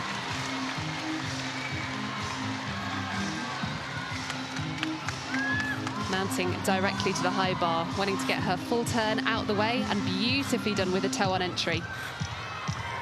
Excellent with the connection there. Now later on she'd like to connect this shap skill directly from that combination, but doing well here, taking the catch up cleanly over the bar. Beautiful floaty pack somersault down to the low bar. Shap with the half turn, beautifully done, building nicely. Really at the tail end of this routine, picks up beautifully into the dismount, full twisting double back. She is on her feet, and what a performance for Becky Downey. Just a year after 2 major shoulder surgeries. I mean, wow, what a woman. So impressive, really packing in the difficulty, and you can see why she is a major medalist. World Championships, European Championships, Commonwealth Games, unbelievable. Oh, and you can see just filled with emotion there. Honestly, she loves gymnastics so much. At the age of 34, to still be going, to still be working at this level, you've got to love the sport. And to put a performance like that together with just clean, beautiful execution, still pushing the boundaries, pushing the difficulty, it just means everything to her. And wasn't that a delight to watch? Absolutely. And I've had many conversations with her, and she said she's not really ready to give it up yet. She feels like she's got more to give. So why wouldn't you continue? If you've still got it in you, why not? Oh, for sure. And do you know what? She's at a real advantage in this current point of the cycle, because there's a bit of a gap in that GB squad for bars. And if anyone can fill that gap and, you know, contribute towards team totals, it is the one and only Becky Downey. Now, we mentioned that Ruby Evans was leading this competition after 3 rotations, but for her, finishing on bars, probably not what she'd choose. This is not her strongest piece of apparatus, and it's one that she, I think, would freely admit is not her most confident performance. So she does look a little bit nervy, actually, doesn't she? She's trying to get in the zone, focusing. She's just got to get through this routine, do her job, and could that title be hers? Yeah, I think it's difficult when you hear the announcers before you go during the last rotation. They say, oh, Ruby's at the top of the leaderboard, you know, and when you hear that, you think, oh, uh-oh, I've really got to go through now if I want to be in contention. So as a good athlete, you've got to put that to the back of her mind, and she is exactly that. She's an excellent athlete, so she'll be able to find that zone of hers and deliver the bar routine she deserves, and she knows she's capable of. Yeah, no doubt. Hopefully she can take some big confidence from the 2 routines she's just put together. Floor and vault really are her specialist pieces. And now really she's just got to stay calm, stay steady. And sometimes for a routine, you just need to get from A to B. And that's certainly the case for Ruby here. The score in for Becky Downey on bars is a 14.25. That is a huge total. Goodness gracious, what a performance that was. Let's see if Ruby Evans can nail this title and get through this routine. Working well with the clear shap. Smoothly down into the pack somersault. Again, beautiful swing on the shap, straight into the ginger. A popular combination amongst the GB squad right now. Smoothly through the full turn, and surely just the dismount to go. Blind turn, forward giant, into the big double front somersault, and she's on her feet. And you can see the delight as she lands that routine, and there we go, Liv Brill as well. Oh my goodness, she's just done an incredible bar routine, and she almost fell over stepping off the mat. If that's not the most gymnast thing you see today, I don't know what is. Don't quit your day job, Ruby. That's brilliant, really, really brilliant. And you can see not just the elation of getting through such a great routine like that, but a little bit of relief. I think, again, with that pressure I mentioned before, you know, what a routine and what a time to do it. Yeah, she's certainly not got the same difficulty level as the routine we saw before, but sometimes it's just the case of getting through and doing your job, which we said beforehand, and blimey, she did that. It was a very clean routine, a very steady performance. And you can just see the joy and elation. You know, you get so much from these performances when you know you've put in so much work in the gym. You've been working for days, months, years to get that performance right. And this time, she nailed it. And we can just see Sol there off on a skill called the Pegan. And that is an F value skill, which is absolutely enormous. And unfortunately didn't quite catch that. And whether or not he'll go for it again is another question. Again, like Jake on P-bar, you've got to make that decision. Are you going to go for it again to try and get the full start value? Or are you going to give it a miss and finish clean? It looks like, judging by the way he is on the bar, he's going to give it a miss. Winding up for another release. Coleman, and a bit of a stretch, but he got that on the bar. But the stretch is what the judges want to see. They don't want to see any bent arms when you catch it. Into the Stolder Rabalko to L grip. Hands in a very uncomfortable position there, and the endo. And now preparing for the end of his routine. A Rabalko to L grip again. Very good at the turns and the quast. And now winding up for the dismount. Hoping for a stick. Oh, not quite. And he just sits it down. Again, that competition fatigue. It's been a long, long competition. And to find that energy just to land that at the end is really, you have to dig deep for that. Some great unique skills in that routine, but unfortunately 2 costly falls that are going to take that score down considerably from what he'd been hoping for. Yeah, he'll be a little bit upset with that. He's high bar is his forte. So, but moving on to Courtney on the pommel. Again, he's a man of many talents. Swinging well on the pommel.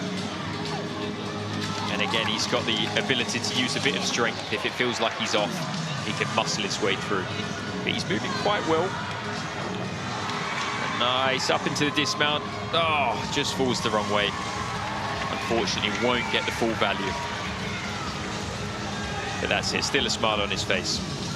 I think he freely admits he's not a pommel worker, so he doesn't expect too high a score. Still nice to see those gymnasts who aren't natural workers on the apparatus pushing to get those routines, though, because when you're putting teams together, and especially this year where we've got a Commonwealth and a Europeans, and I believe the national coach has openly said that we're going to be sending different teams to both of those things, being able to contribute a score on an apparatus, even if it might be the first one up that, you know, the team are possibly hoping to drop, it's still really good to know that there's a routine in the bank you can use should you need it. Absolutely, and you have to be strategic as a coach to sort of think, actually, yeah, if we do need it as that 4th man, usually in a competition format, it's a team competition format, is 3 up, 3 to count. But as a 4th man, you know, it can be that insurance. And as a good teammate, above all, it's good to keep it up because you know that maybe your team might need it. There might be some injuries in the team or some circumstances that will require you to go up. So you want to be ready. And as we mentioned, you know, some gymnasts are on the team and they're going to be your first up. They're not going to be your highest score, but they're going to be a steady competitor. Other gymnasts are the people that you know you're going to put at the back end of that lineup because they're going to deliver a big score for the team exactly when it matters. And this next gymnast on the pommel horse is no stranger to being put in that position. Here he goes. No stranger indeed. And he is, well, has been Olympic champion, world champion, European champion on this apparatus. And he delivered a few weeks ago, got the joint gold medal with Josh Nathan at the English Championships. So the pressure will be off a little bit, but I'll be hoping to deliver for tomorrow's final. Nice sheer to handstand. Again, Mac's been doing this routine for years. Nice circles, nice Russians now. The triple Russian, that's maximum difficulty. Moving very well. And as we've seen before, the triple Russian in the middle, back up onto the handle, so clean. And nice extension in his circle, which is exactly what the judges, want to see. So a little wobble there from him, uncharacteristic, but he's rescued it well. Moving well, he looks a little tired, out of his rhythm, out of his routine, and he's had to come off. I think just that wobble in the middle really put him off, and he wasn't quite sure how to deal with it. But that's okay. If there's any man that can pick himself up and finish the routine, then it's this man here. And he was circling for a little while there, you know, just before he came off. Was that trying to find the rhythm again, or almost like was he thinking about what the escape route was going to be? Yes, so usually he goes up to handstand on one end of the pommel, does a full turn and then comes back down into the flares. And I think he wasn't sure what to do, wasn't sure how to get there. So he's going through his routine now, a leg split on there, that'll be, again, costly. But he just wants to get through, get the remainder of his difficulty. Gets the D dismount, looks a little bit disappointed,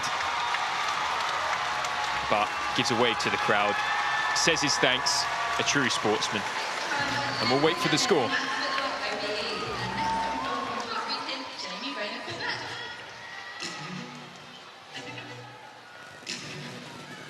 Okay, so next up we're going to be looking at a routine that just happened a couple of minutes ago.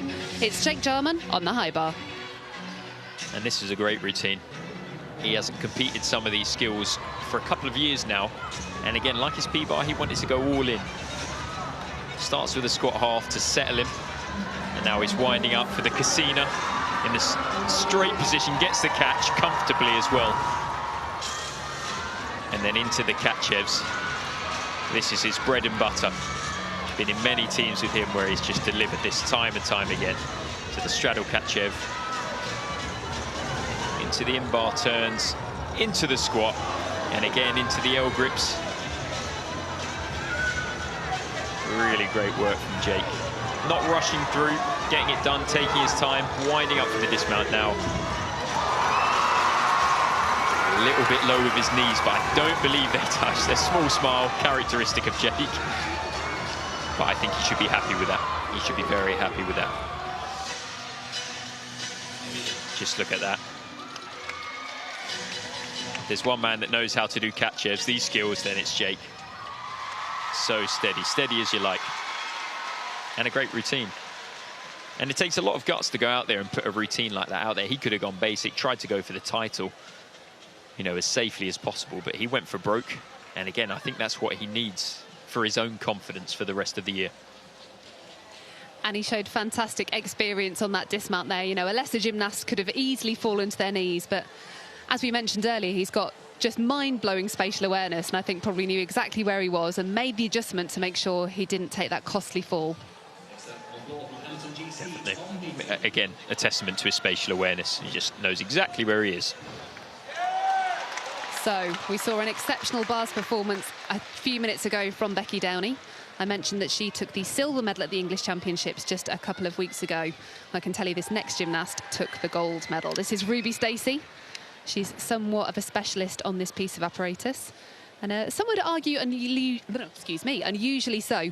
She's a very tall athlete in this field. I think she's taller than me, which is saying something.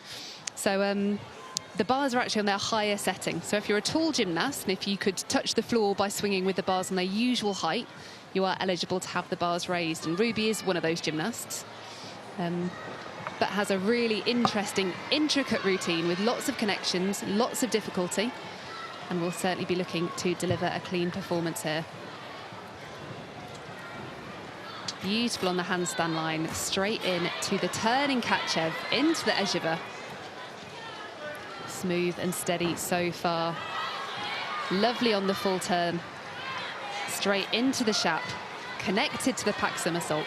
Ruby just seems to create time on this apparatus. She floats from bar to bar, and nothing ever looks like it's in a rush. These beautiful long lines carry her through so steadily. Kicking up high into the double front, a beautiful landing and an exceptional bar routine. I think we may have just seen the two best bar routines of this competition. Definitely, and I think her height lends something to her bar work. It does look very floaty. She uses it well, uses it to her advantage, and I think that was quite a beautiful routine. It was very lovely, and it's interesting actually, because we spoke about some of the taller male gymnasts having that really elegant look on the high bar. Of course, the difference with the girls is we've got a low bar to negotiate as well. We can't just swing around with our beautiful long shapes. We've got to dodge that low bar too, which when you're a taller gymnast can be a real difficulty, because you've got to adjust the shape of your giant so much to get past that low bar. But Ruby, really just an absolute expert and professional here on the bars, and delivered an outstanding routine there. She's had a very busy year of competition already as well. She went out to the American Cup in Las Vegas just a couple of weeks ago. So balancing her training and the travel and competition to deliver a routine like that here in Liverpool is really quite exceptional. And that's all part of it, the travel. One week you'll be competing in America, the next week you'll be somewhere else in the world. And that's all part of it, having to manage that. At the end of the day, you're expected, I think you expect yourself to be able to compete no matter the conditions. And today she has competed very well. And that's a great thing for the GB coaches to see as well, knowing that a gymnast can deliver even if you have had that extra travel day, if you're feeling a little bit tired. Being able to deliver those routines in whatever circumstance makes you a really valuable asset to a squad. Absolutely, you want some athletes that you can trust, and sometimes the turnaround can be really quick out in the competition. I know in the States they had, I think it was 2 days and then they had to compete. So that is, you know, for jet lag and all those types of things, you know, that's just the way it is. You have to be able to compete. And fittingly, it looks like we're going to be rounding out this competition with last year's senior British champion. This is Ali Elite from Heathrow. We saw a fantastic performance from her earlier on the beam. And a little bit like Ruby Evans, I think she'd also say that bars is not her favourite piece of apparatus. So a challenging routine for her to finish. But she does have some real quality work on here if she can keep herself calm and collected to deliver it. Starting things off with her release and catch smoothly through the Stradigliega. And does well in the pack somersault, keeping it moving. Throws hard on the shap, kicks up. And using these transitions to her advantage, building her difficulty, swinging from high to low and back. Smoothly through the full turn and just the dismount to go. Shoot front in the pike with the half twist. A bounce back on the landing, but I know she will be chuffed to have got through that routine, although her face doesn't tell me quite the same story. Yeah, she doesn't give much away, does she? But I thought that was a really nice routine, fitting for a defending champion. So we'll see where the score lands her. I think she did have some difficulties possibly on the vault earlier. She went for a big vault, the double twist, which is new for her this year, and it didn't quite go to plan. So there's probably a bit of frustration there, knowing that she's delivered on key pieces of apparatus, bars and beam, but not being able to capitalise on that all-around performance because of other routines not quite going her way today. Yeah, I think when you're in it, it feels like the end of the world a little bit. But she's done a great job. And again, once a champion, always a champion in my eyes. So take a bow, Alia. You've done very well. I couldn't agree with you more. Putting your names in those history books is something that can never be erased. I love this dismount too. What a cool, unique dismount. The shoot for entry, using the pike shape and then that half twist so you can spot the floor to secure the landing. A really cool finish to that routine and indeed to this competition.